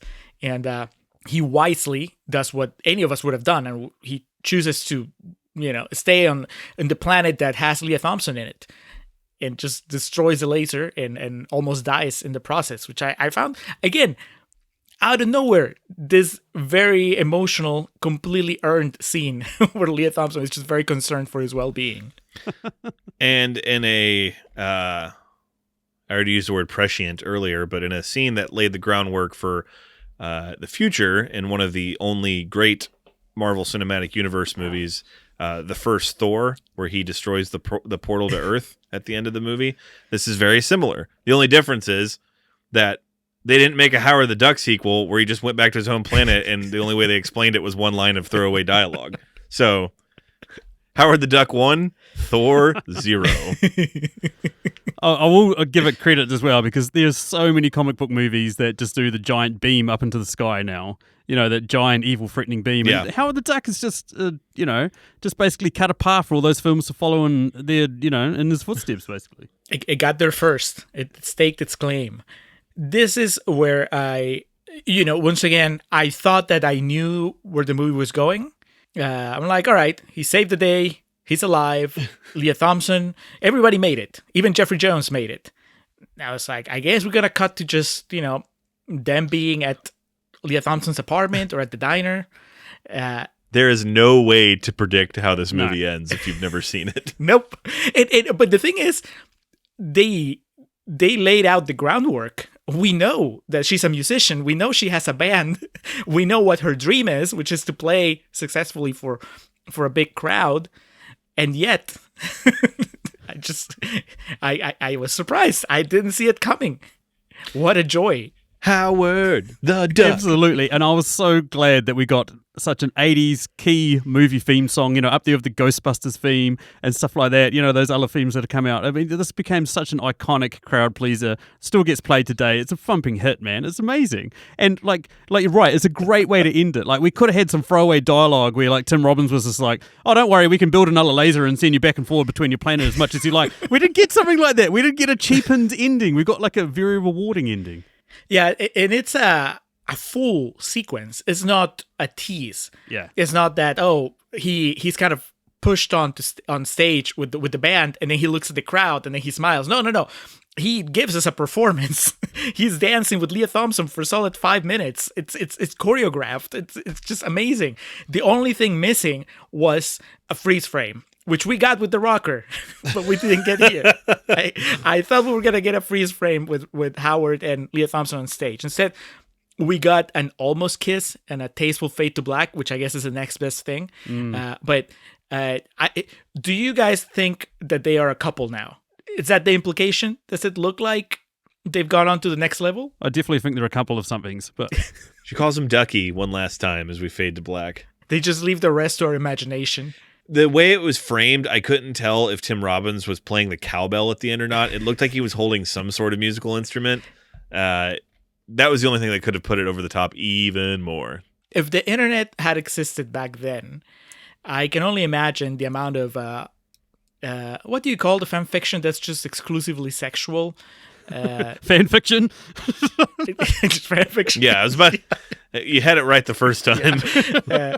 I'm not gonna go looking for it, but I'm sure that there is plenty of stories chronicling the future adventures and relationships of Leah Thompson's character and Howard the Duck, and I'm not upset by it. It's interesting you bring that up, because I do think that this film has done wonders for the furry community. In fact, I'd like to know the percentage of people that were furries before this film came out, the percentage that were after. I think this is groundbreaking, and it would be held up there as one of their defining moments, really. All right, gentlemen. I think we've done Howard the Duck some justice with some ironic discussion, sarcastic discourse. Are you all ready to move this along to discuss how we really feel about this movie? Absolutely. Yes, let's go to real talk. I have developed a greater appreciation for the female version of the human anatomy. Oh, Howard, you really are the worst. Come on, let's watch David Letterman. Come on. Okie dokie. You know, I got a feeling my life's really gonna change since you fell into a ducky. Yeah, well, I'm glad somebody's happy. If I could just get my career back on course, I'd only have the old standard worry left. What's that? Just can't seem to find the right man. Maybe it's not a man you should be looking for. You think I might find happiness in the animal kingdom, Ducky? Like they say, Dal, love's strange. We could always give it a try.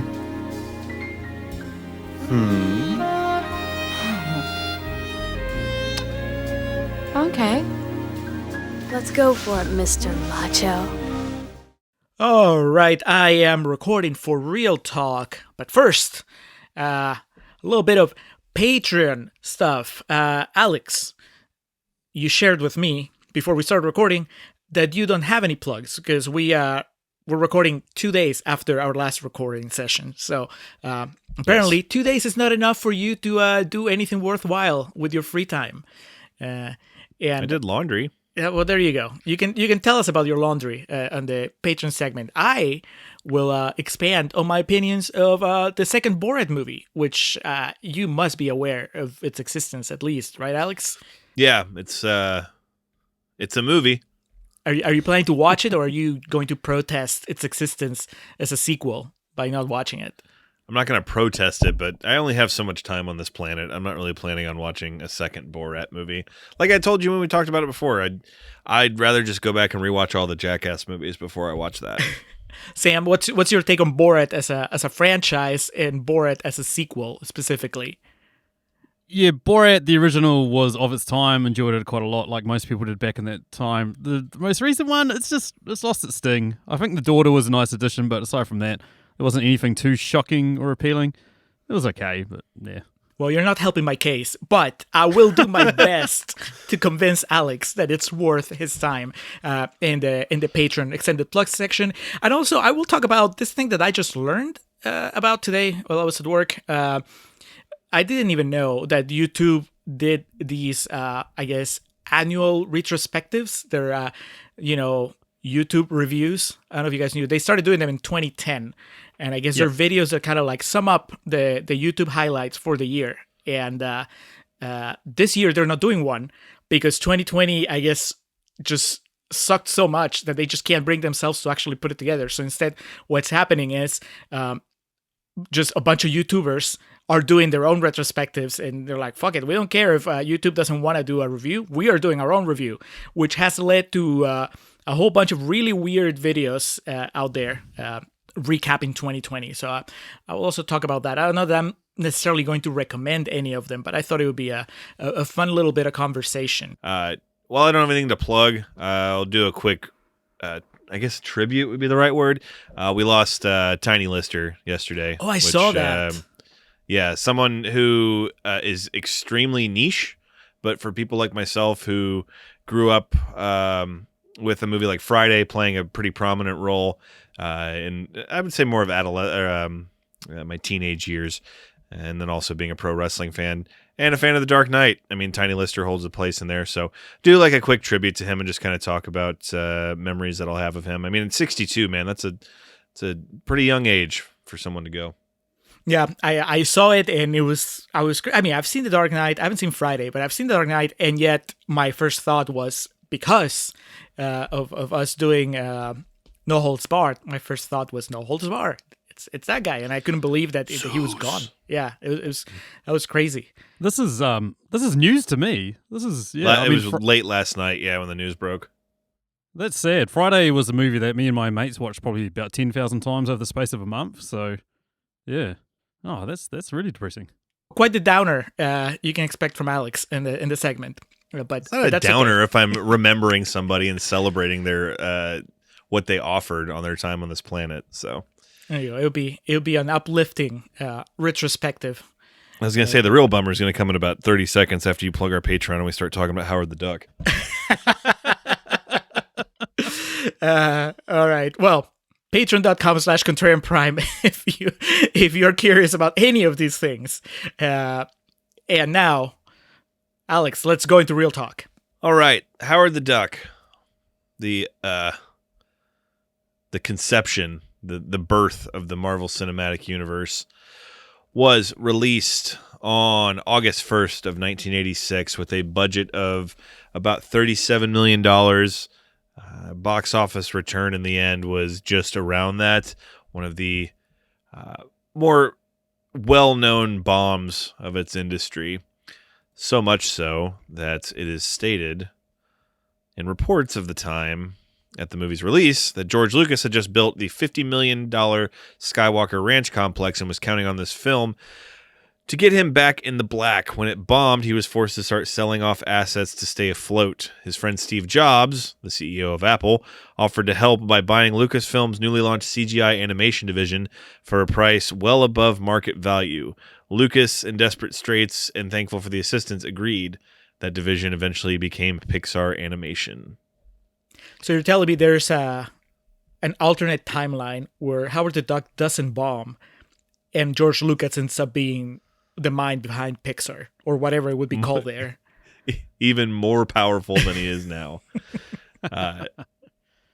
Yeah, Howard the Duck, directed by Willard Huke. I do apologize mispronouncing his name. He was one of the people that assisted with the script for the original Star Wars. As far as his other directorial credits, Messiah of Evil, Best Defense, and French Postcards. And he also was a writer on Temple of Doom. So someone that was, around the Lucasfilm industry. He wrote American Graffiti, so him and George Lucas go back. And he was a writer on this, and of course based on the Howard the Duck comic book. 14% on Rotten Tomatoes. It was not nominated for any Academy Awards that year. It, of course, lost out to Platoon. What would have been Leah Thompson's Best Supporting Actress nomination was lost out to Diane Wiest. And Hannah and her sisters? Exactly. And the Best Adapted Screenplay went to A Room with a View. So criminally snubbed all of this. But it was nominated for, what are those called? The Golden Raspberry Awards, several Razzies, which included picture, director, and I think Tim Robbins got nominated for one. Yeah. What? Worst original song, worst screenplay, worst new star. Worst original song? Like the banger at the end? Yeah, Howard the Duck. Worst visual effects, which that one I take legitimate umbrage with. That can fuck off. Yeah. So, guys, before we get into it here, well, actually, let's go ahead and take it to the critics. So, 14% means there was at least a couple crazy bastards that were saying something nice about this movie. Julio, what were they saying? Yes, there's only about 50 reviews on Rotten Tomatoes. A lot of people just didn't even bother, I guess, after Rotten Tomatoes was created. But I got 3 fresh quotes, starting with Jay Boyer from Orlando Sentinel, who says, "Reservations aside, it's hard to fault the tongue-in-bill high spirits of a movie like Howard the Duck." Tongue-in-bill. Yeah, he was the right audience for the movie. Felix Vasquez Jr. from Cinema Crazed says, "A fun and fast-paced piece of 80s schlock." Pretty sure we've read quotes before that used schlock as an endearing term. 80s schlock, that could go either way. And finally, Widget Walls from neatcoffee.com says, "Okay, so I liked it. I am one of 5 people on the planet. Sue me, all right?" I don't know. There may be more people in that list by the time that this episode is done. I don't know who's gonna go first. Who's gonna open his heart about their true feelings regarding Howard the Duck? I'm happy to. Yeah, I was about to say, Sam's our guest. I'm gonna throw it over to him. I was just reading just here now. So that box office return where it almost broke clean, only 15 million of that came domestically. So this movie, as we say in the wrestling industry when it comes to ratings, who moves the needle? Howard the Duck did not move the needle. So, Sam, yeah, let's go ahead and start with you. You're our guest. I asked Julio if you picked this, and he said, no, we more or less forced him into it. So I'm curious, and you are a Marvel guy. Yes. And obviously you're a cinephile, as our discussions we've had numerous times. So where to begin? Sam, give us your thoughts on Howard the Duck. That is a lovely way to segue into this because, yes, you guys forced me to watch this. I hadn't. I think I'd watched about a quarter of it the first time. I rewatched this on the premise that we would be recording last week. So I watched it, fresh as, all good to go. Since then, I've watched a couple of movies. And so last night, I was like, I don't even remember anything about this film. I was looking at my notes and I was like, what the hell is all this shit? What the hell am I right? Orgy store? What does that mean? So I started rewatching it again last night just to get myself fresh for this. So I have watched it twice within the last 2 weeks or whatever. God bless. I know. But here's the thing, I'll try to be as even-handed about this as I can. I'm a fan of films that are bad, but they don't know they're bad, and so if you just switch your brain off and you just embrace the insanity, it's great. And for the first half an hour of this film, there's just a level of insanity, like Julio mentioned throughout it, where you're constantly getting blindsided and you're just sitting there just like, what the fuck is going to happen next? You're not laughing with the film, you're laughing at the film. You're laughing at what they've decided is a great idea. You're imagining a couple of screenwriters, a mountain of cocaine, an all-night bender. They wake up the next day. Here go, George. Go make this movie. George doesn't look at it. He gives it to William Hack or whatever that guy's name is that directed this film, and they just made it. And so for the first half an hour, there's that, and then the film just shits the bed for about an hour and 10. I was trying to watch it with Stacey. She gave up. I just had it playing in the background, was writing notes, playing on my phone, doing whatever. This film's dreadful. This film is absolutely dreadful. Wow, strong words. Strong words, Sam Hurley. I'm getting a kick, though, out of just trying to figure out how watching Howard the Duck twice in, such close proximity has affected your Netflix suggestions. Now, because you watch Howard the Duck twice, you might like this. What was funniest about this was the first time I watched it was when I was doing an episode for our show, and we recently did Catwoman, and I was because I had the Movie Journey boys on. They'd done Dark Knight, so we were like, let's try and do the antithesis of that. I've got something more to say about that to you guys later, but we tried to do the opposite of that movie, and so we did Catwoman, and then I watched Elektra and I watched Barbed Wire because I was trying to figure out what the worst female-led superhero films were, comic book movies were, because I wanted to see which one was the worst. And then in the midst of all of that was Howard the Duck, and as I said, for half an hour of it, it was just like, this is kind of enjoyable. I don't know what's happening, but it's kind of good. I was parenting my daughter at the time. My wife was up in Auckland, have an 18-month-old young girl who was driving me ragged. I only had 3-4 hours sleep, and I'm like, I'm kind of enjoying this, but yeah. It's not as bad as Catwoman. That's what I'll say. Catwoman has now taken the pole position of worst comic book movie I've ever seen in my entire life. It's not as bad as that. You know what could have made this worse? Is if one of the original people in the running for the role of Phil, the role that went to Tim Robbins, had gotten the role, and that man was Jay Leno.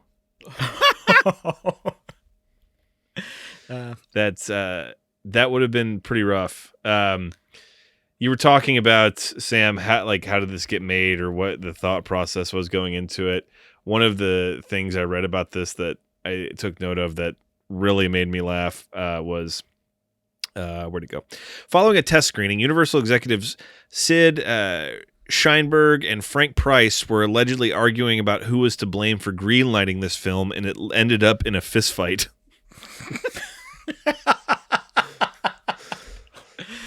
The fucking 80s.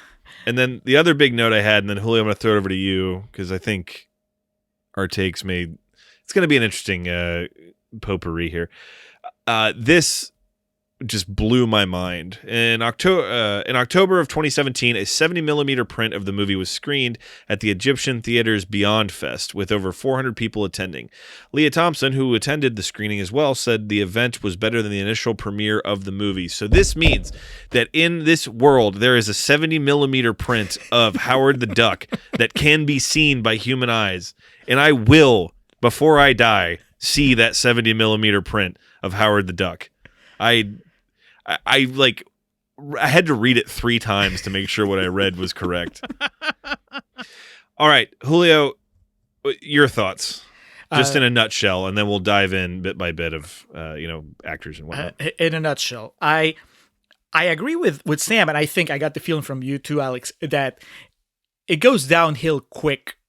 I don't think it happens that early. I wouldn't say the second half. To me, it's just the third act. I think that, yes, halfway through, the movie just abandons, it becomes more of an action comedy instead of a comedy with some action in it, and it hurts it.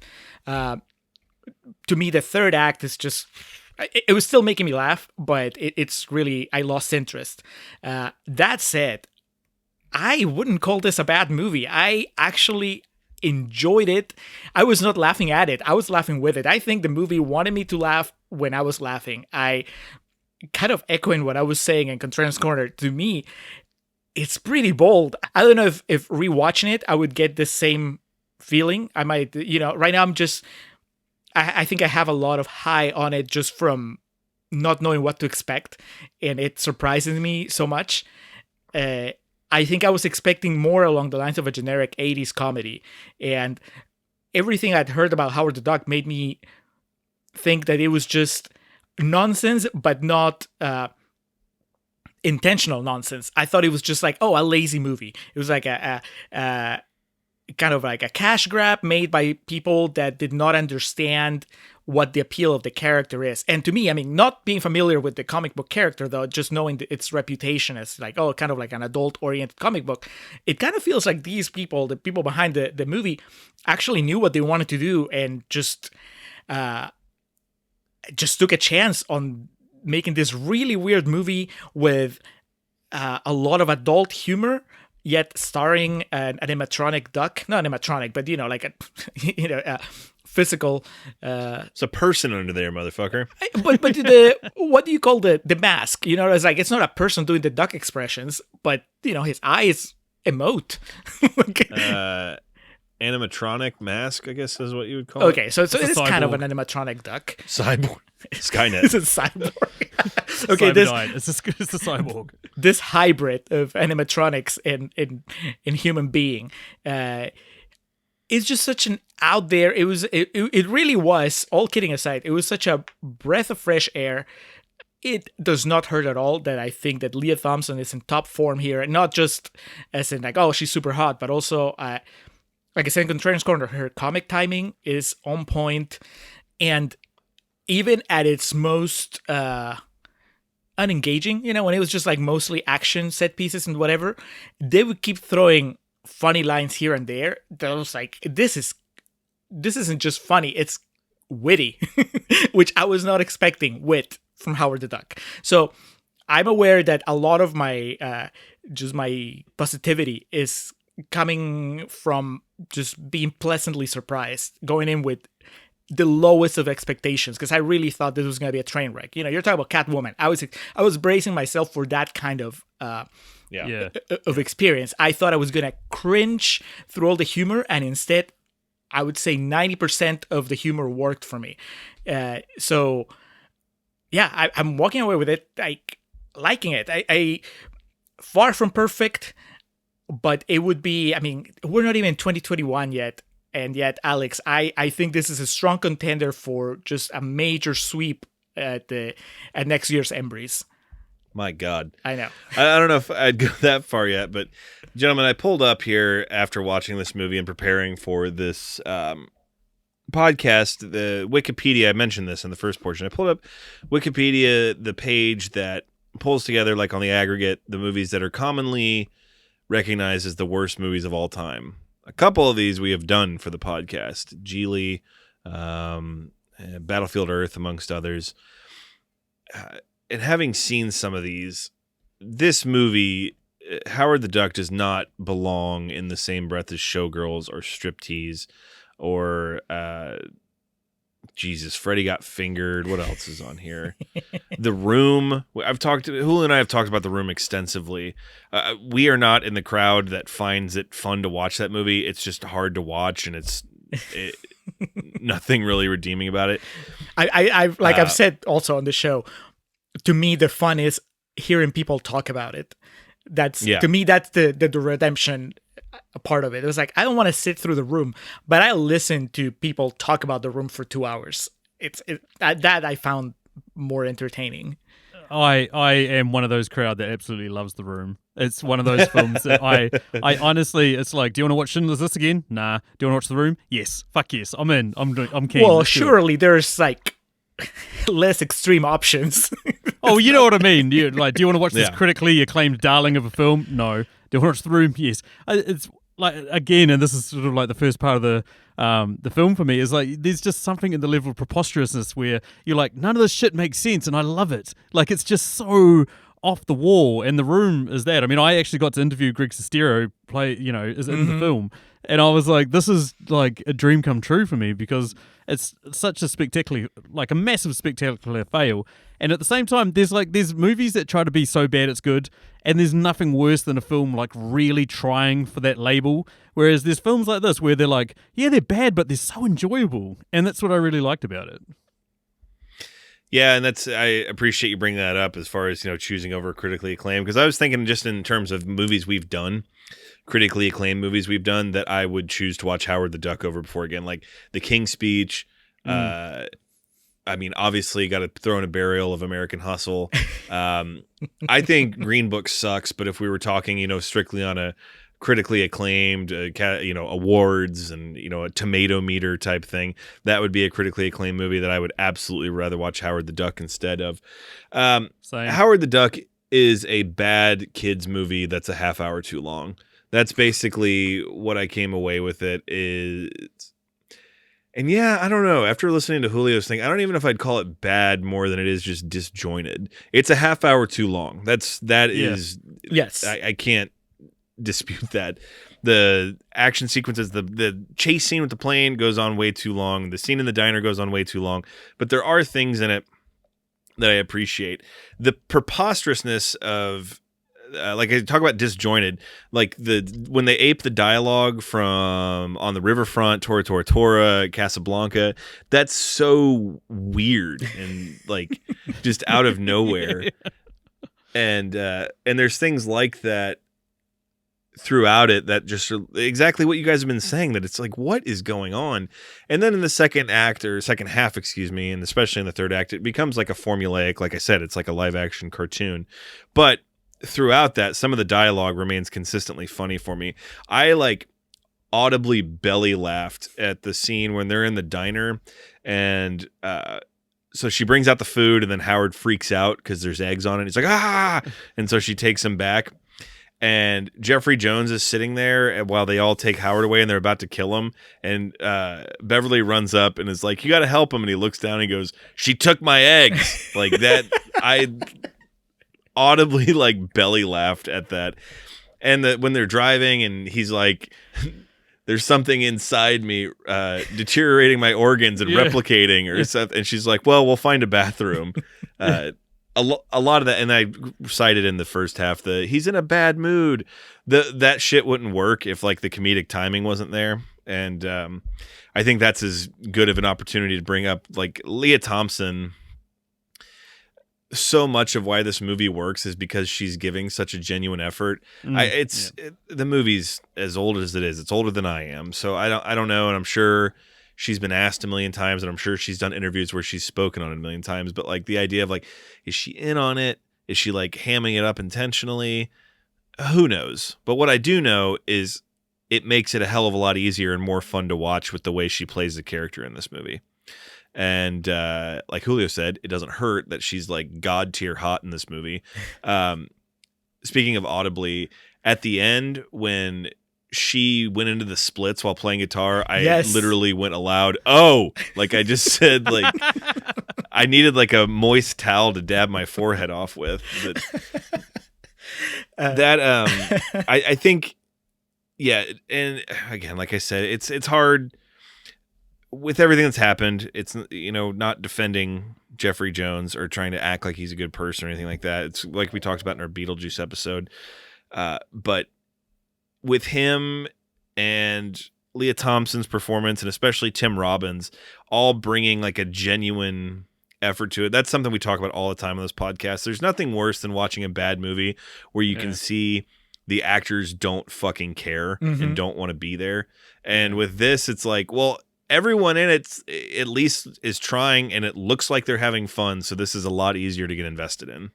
Yeah, even I would go like a step further. It's not just that they're having fun. In Leah Thompson's case, she is 100% committing to caring for this fake co-star that she has. She tears up a couple of times when she's talking to Howard in the movie, and it did not feel contrived. You know, I was watching, it was like, it makes sense. Like, I bought into that relationship, not to the extent that I was joking about in Contrarians Corner, right? But still, I really, that's a hell of a performance. I mean, the animatronic mask, I think it's fantastic to begin with, right? Because she could be the greatest actress ever, and if she's not getting anything from Howard himself, then it would be really hard to buy into. But the mask is great. Like, I thought it was very expressive, and really, don't say that I talk shit about practical effects all the time, Alex, because I will give. I was just about to say, like, you're making the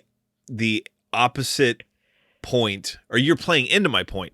This is the shit I was talking about in Doctor Strange, where Rachel McAdams is terrible because she's like supposed to be acting at a tennis ball against a green wall. Like, this is exactly what I'm saying.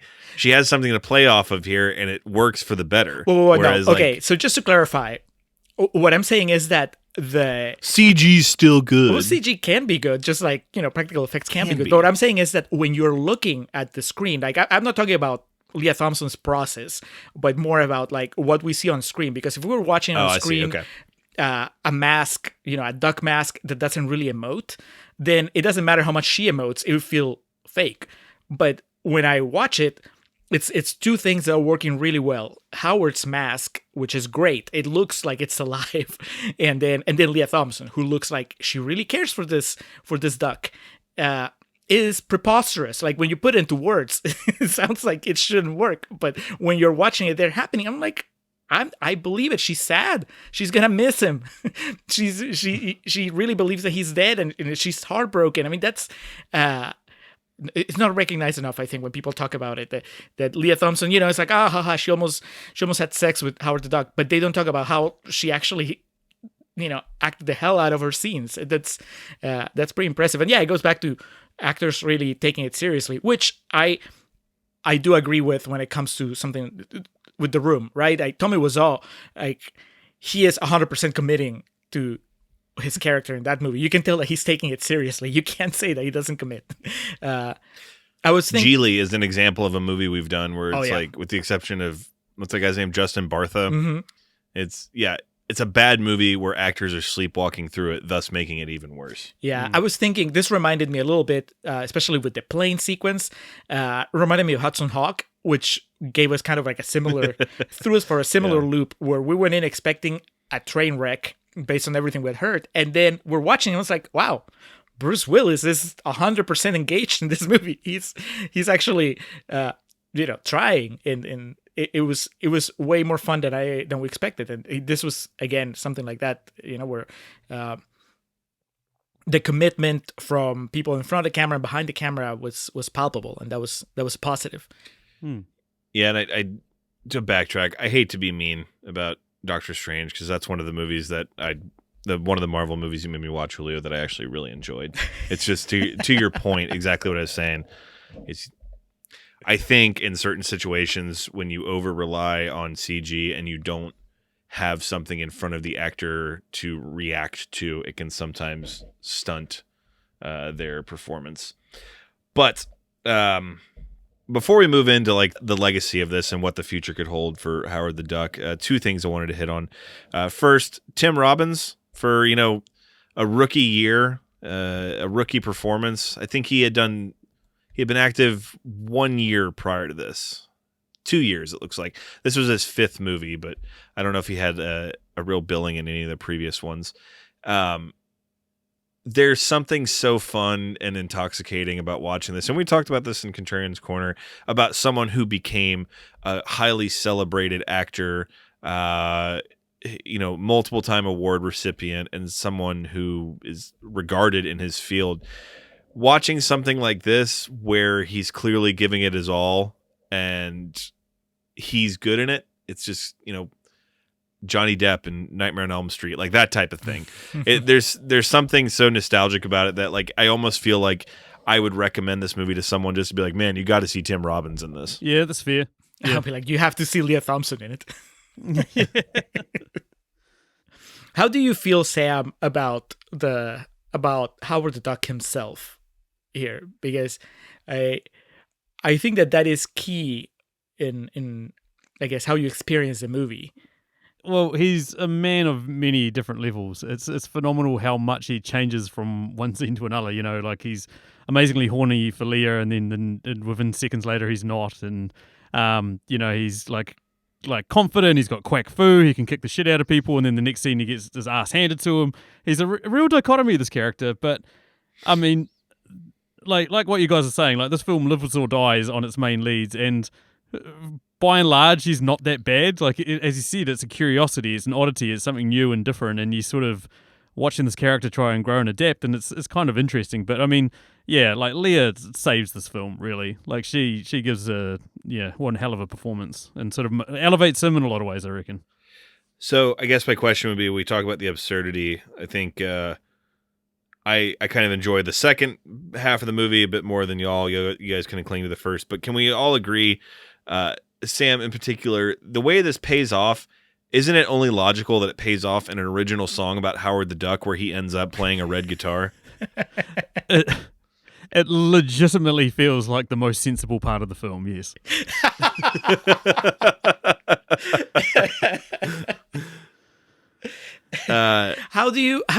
Well, I know that we kind of touched on it in Contrarians Corner, but do you have an affinity for 80s movies now that we're in real talk? I haven't seen Blues Brothers, so I haven't listened to that episode, and I haven't seen Roadhouse, so I haven't listened to that episode of your show either.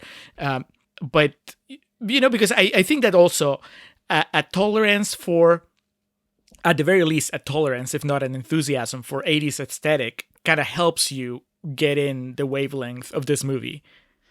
I really think, yeah, you're right. Because, I mean, I am born in 1982, so I was kind of not really of age when 80s films were all popular sort of thing. So I very much grew up in the 90s. And by the time 90 movies rolled around, you know, everything had a Hummer in it. There was lots of explosions, all that sort of stuff.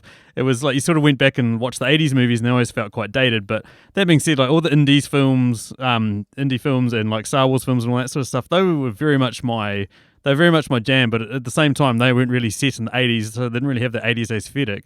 But first time watching Blues Brothers, actually, I'd never seen it before, watched it, enjoyed the hell out of it. Roadhouse is another film that is so preposterously bad that it's amazing.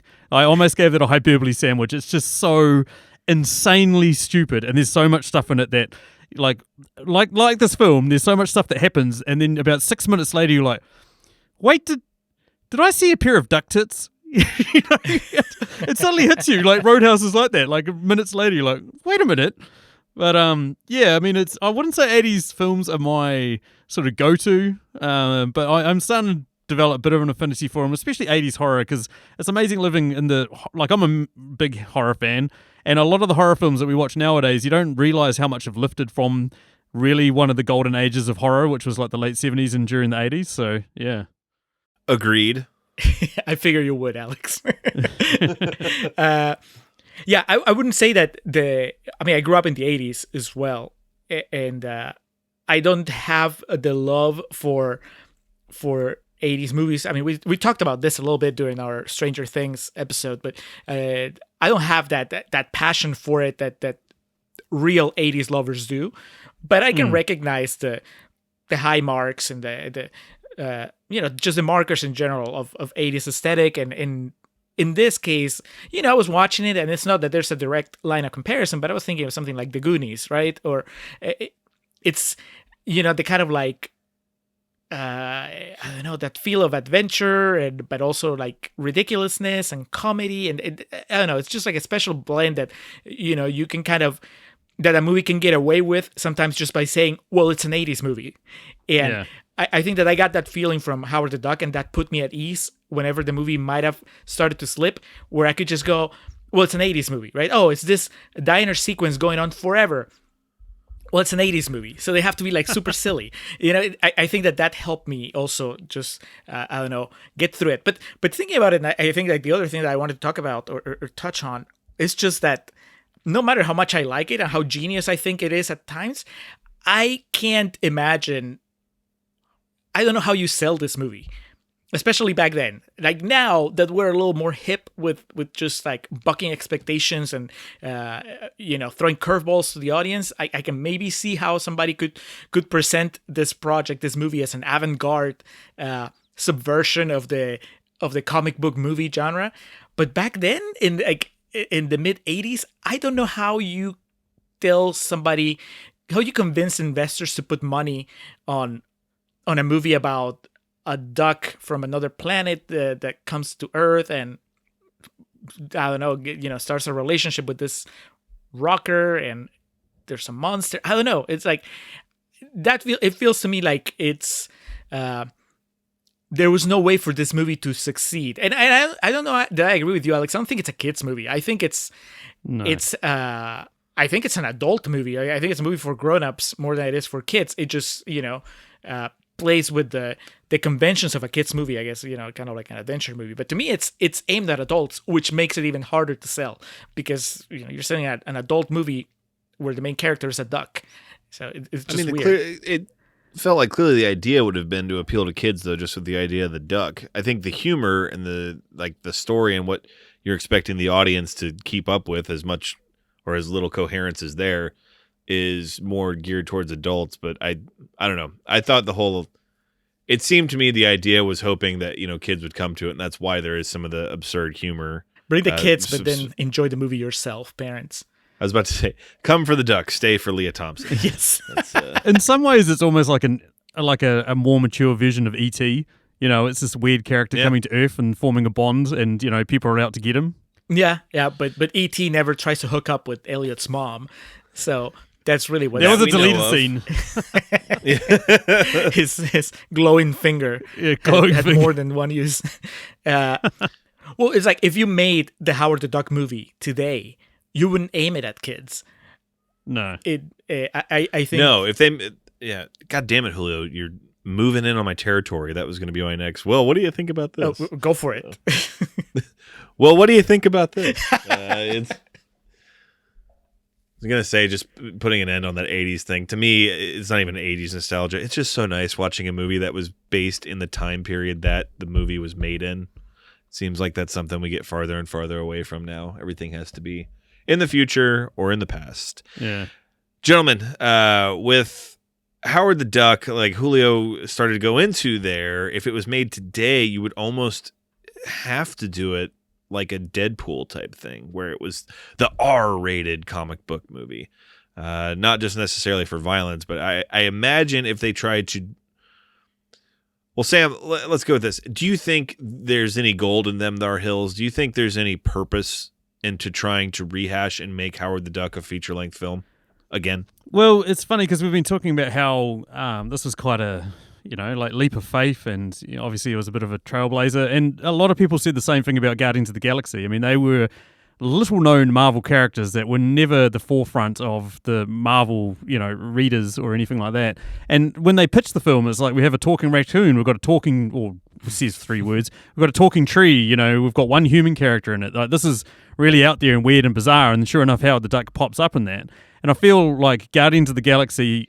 And you're right, like Deadpool, some of these R-rated films are the ones that could pave the way that there would be an audience for this film. That being said, I mean, Captain Marvel takes over $1 billion, Black Panther takes over $1 billion. I'd be surprised if Howard the Duck would take over 300 or 400 million. Like, it's going to coast on that Marvel factor. I feel like they'd have to team him up with a popular character just to get him, like that next level sort of thing. Like, would have to have a Thor in there or Hulk or something like that, just inexplicably, but, Marvel's good at that. Oh my God, I'm shitting on the MCU. What have you done to me, Alex? But I feel like they could, whether it be a success or not, I mean, who knows? Who knows? Do you think that an R-rated Howard the Duck movie would actually have him had sex with the Leah Thompson character, whatever it ends up being in this incarnation? Oh, yeah, absolutely. He would definitely be laying more than an egg. Hey-o. Well, but the inherent problem, at least for people like me and the Uncanny Valley folk, if they made it now, he would almost guaranteed be completely CG, wouldn't you think? Yeah. Yeah. That could be, though. The thing is, I would imagine, if you're making a Howard the Duck movie, though, you don't have to really conform to anything that's currently going on in the Marvel universe and the Marvel movies, as far as this is how we make them, right? And they've developed a look for Marvel movies, and so yeah, I think that if you got practical effects in a Marvel movie right now, if you had a Marvel movie that relied on practical effects, it would stand out. It would feel like it doesn't really fit. But with something like Howard the Duck, or even fuck like, is this? Something like Howard the Duck, or even Deadpool, I think that their characters, that's a pretty good comparison, I guess, Alex. That they're characters that lend themselves to be outside that mainstream, that Marvel mainstream, and just do whatever they want. I mean, if Deadpool, if the next Deadpool movie was kind of a horror movie that's all about practical effects and gore, you'd be like, all right, I don't need Deadpool to fit in the Marvel universe. And the same thing that I think that people would be willing to look past Howard the Duck, let's say, being a completely practical special effect and not CGI if you made a Howard the Duck movie, because you're not really expecting him to team up with the Avengers.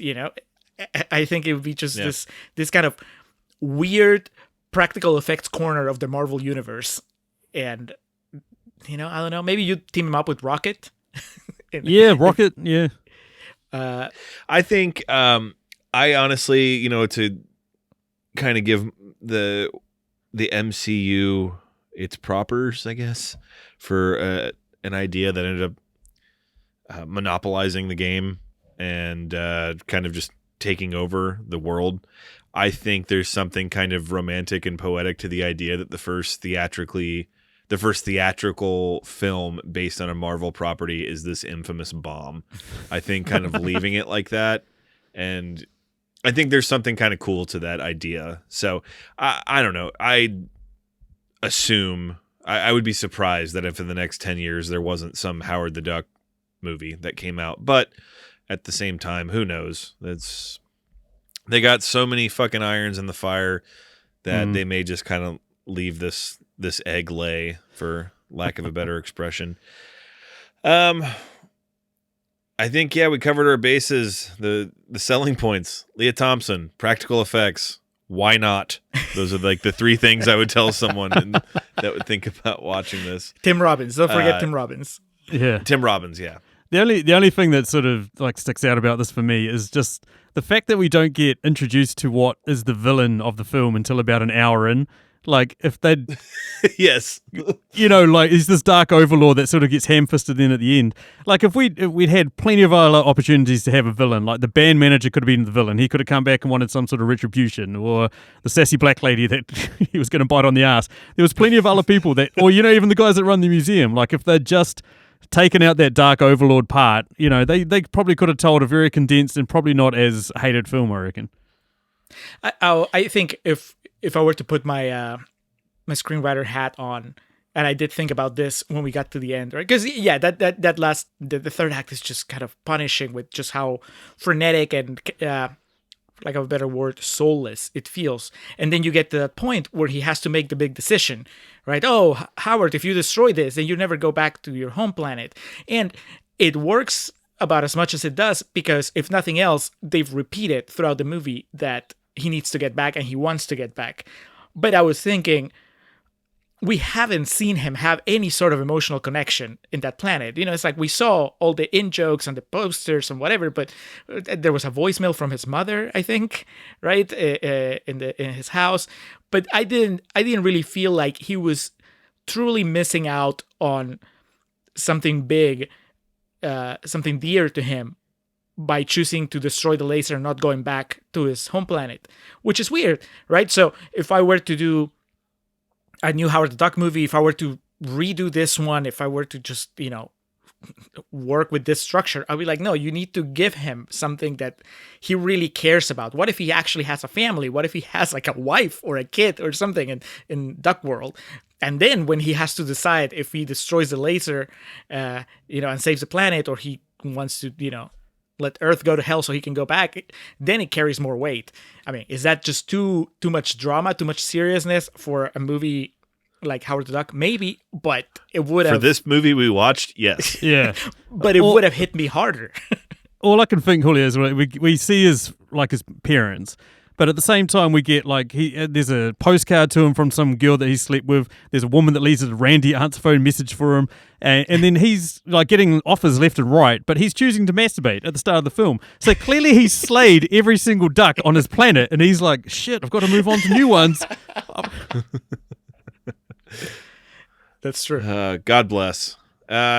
So winding down here with Howard the Duck, as we always do our ratings, Julio, what would you give this movie? I'm sitting at a very comfortable 3.5. There was a point while I was watching the movie during the first half, I was like, wow, this is a 4-star at least. They're gonna hate God. me. Is that 3.5 out of 10 or 20? No, 3.5 out of 5. I'm going on the Letterboxd. Wow. I guess rankings. Yeah, 3.5, dude. It's good. It's to me, it's above average.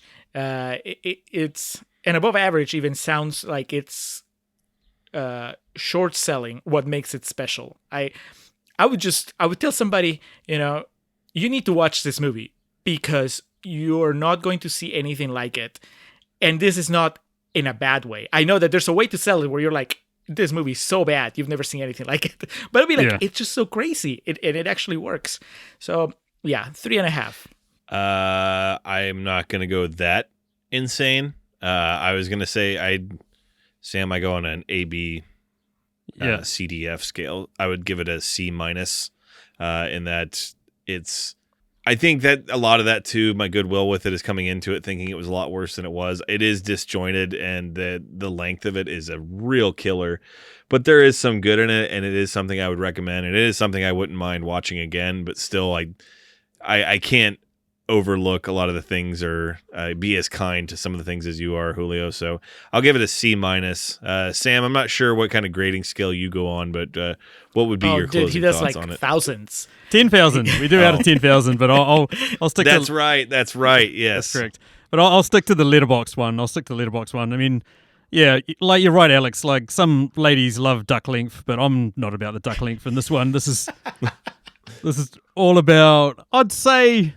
Like there's so much to enjoy, but there's so much that's horrible. So it's a 2 out of 5.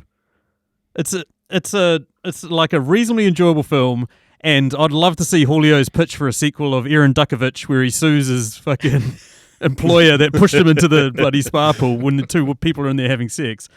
But I don't think I've watched it twice. I don't think I'm ever going to watch it again in my entire lifetime. But at the same time, if somebody walked into my house with a gun and was just like, "Hey, you got to watch this," or even like you mentioned, Alex, Green Book, or what was the other one you mentioned there? King's Speech, or American Hustle. I'd pick that one over those three. Yeah. My God, what a discussion!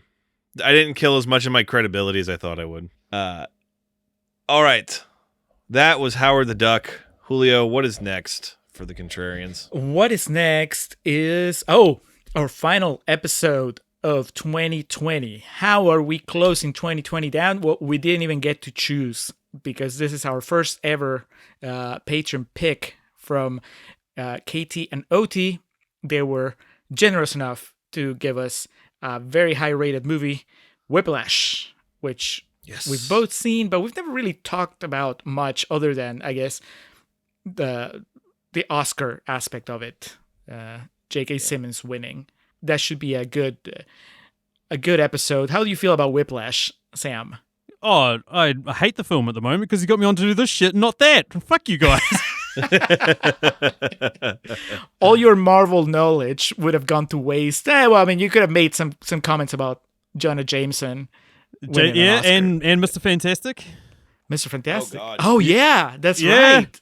Yeah, Van Forstic. Yeah. Yeah. Well, You can still like comment on Twitter. Oh, I will. Yeah, so that's next. And before I forget, like I said, Sam, your book. We know about your podcast. Yes. Tell us about your book. Yes, I wrote a book called Compliance. It is it starts off with a fairly standard premise where a mysterious stranger travels the world to bring together 7 people to take down an evil organization. And if that sounds pretty stock standard, that's what I'm trying to lure you in with. What the book actually turns into is an exploration into different human ideas and themes. And I can't say too much more without giving away spoilers, but it's a techno thriller, I guess is the best way to describe it. Sort of an action thriller that travels the world, and yeah, it's quite good. I really, really enjoyed writing it. It's now been edited, published, everything. So you can buy it on Amazon, Book Depository, all the usual sites. Sweet. I didn't, much like while I was watching Howard the Duck, this blindsided me. I did not know that you wrote. I knew you as a podcaster. I had plenty of conversations with you as a podcaster and as a film lover. Never the idea of writing had come up. I didn't know that you were working on a novel. It just kind of, I found out when you were like, hey, it's done. It's happening. Who wants it? Yeah, it's been my secret project for the last couple of years. Basically, I sat down, started writing it, wrote about 130,000 words over the space of 2 weeks. And then I was like, oh, was this any good? I don't know. And then forgot all about it for 6 months and then came back, edited it. And then when the disease that shall not be named hit and we suddenly had a whole lot of time inside the house, I thought, now's the time to finish this book. And that's exactly what I've been spending my time doing. And yeah. That's pretty cool. So you're one of those people. You're one of those people that actually did something with their quarantine time. I know. What a wanker. What a dude. All right. I know we already talked about movie reviews and 20 Qs. One more time, Sam, hit us where we can find you. Yeah, just search movie reviews in. It'll probably be the first one that pops up, but then type the number 20 as in the numbers, not type, spell it out sort of thing. And yeah, find us everywhere. And if you like more of my stupidity as well as many stupid people as I can bring on a podcast, that's exactly what that podcast is. So yeah, there we go. All right, and closing us down here with our perennial plugs, we'd like to thank the Festive Years for providing our opening and closing tracks. They start us off with Last Stand, take us home with Summer of 99. Be sure to head to thefestiveyears.com for any and all Festive Years needs. Then you can also head to mildemonios.pe. That's MILDEMONIOS.pe. That's where you find all the links to our friend Hans Rosgieser's work. Hans is the man behind our logo, behind the designs for our upcoming merch, the designs on our Patreon page. But he's also a novelist and he's a podcaster. He does a lot of things. He's an economist. He has kids. I don't know about kids on his webpage, but everything else you can find on his webpage. His zombie novels, links to his 4 podcasts. He has 2 podcasts about economy. One is Marginal, the other one is Contante y Sonante. He has a podcast about Peruvian current affairs called Nación Combi. All those you can find on a podcatcher. And then he has a podcast in English called Living in Peru, which is about Peruvian immigrants. You can find that one on iVoox. Just check out his work. You can reach him at mildemonios@hotmail.com or on Twitter at mildemonios. And lastly, we'd like to thank Zoe Perez for helping out with our social media game, particularly our Instagram account, making a lot of fine, interactive posts, making them look a lot prettier than Julio or I could. Zoe, we appreciate what you do for our social media game, and keep up the good work. Sam, thank you for joining us. Hope to have you again in the future, hopefully under more certified fresh circumstances the next time around. We'll do a fresh movie next time, yeah.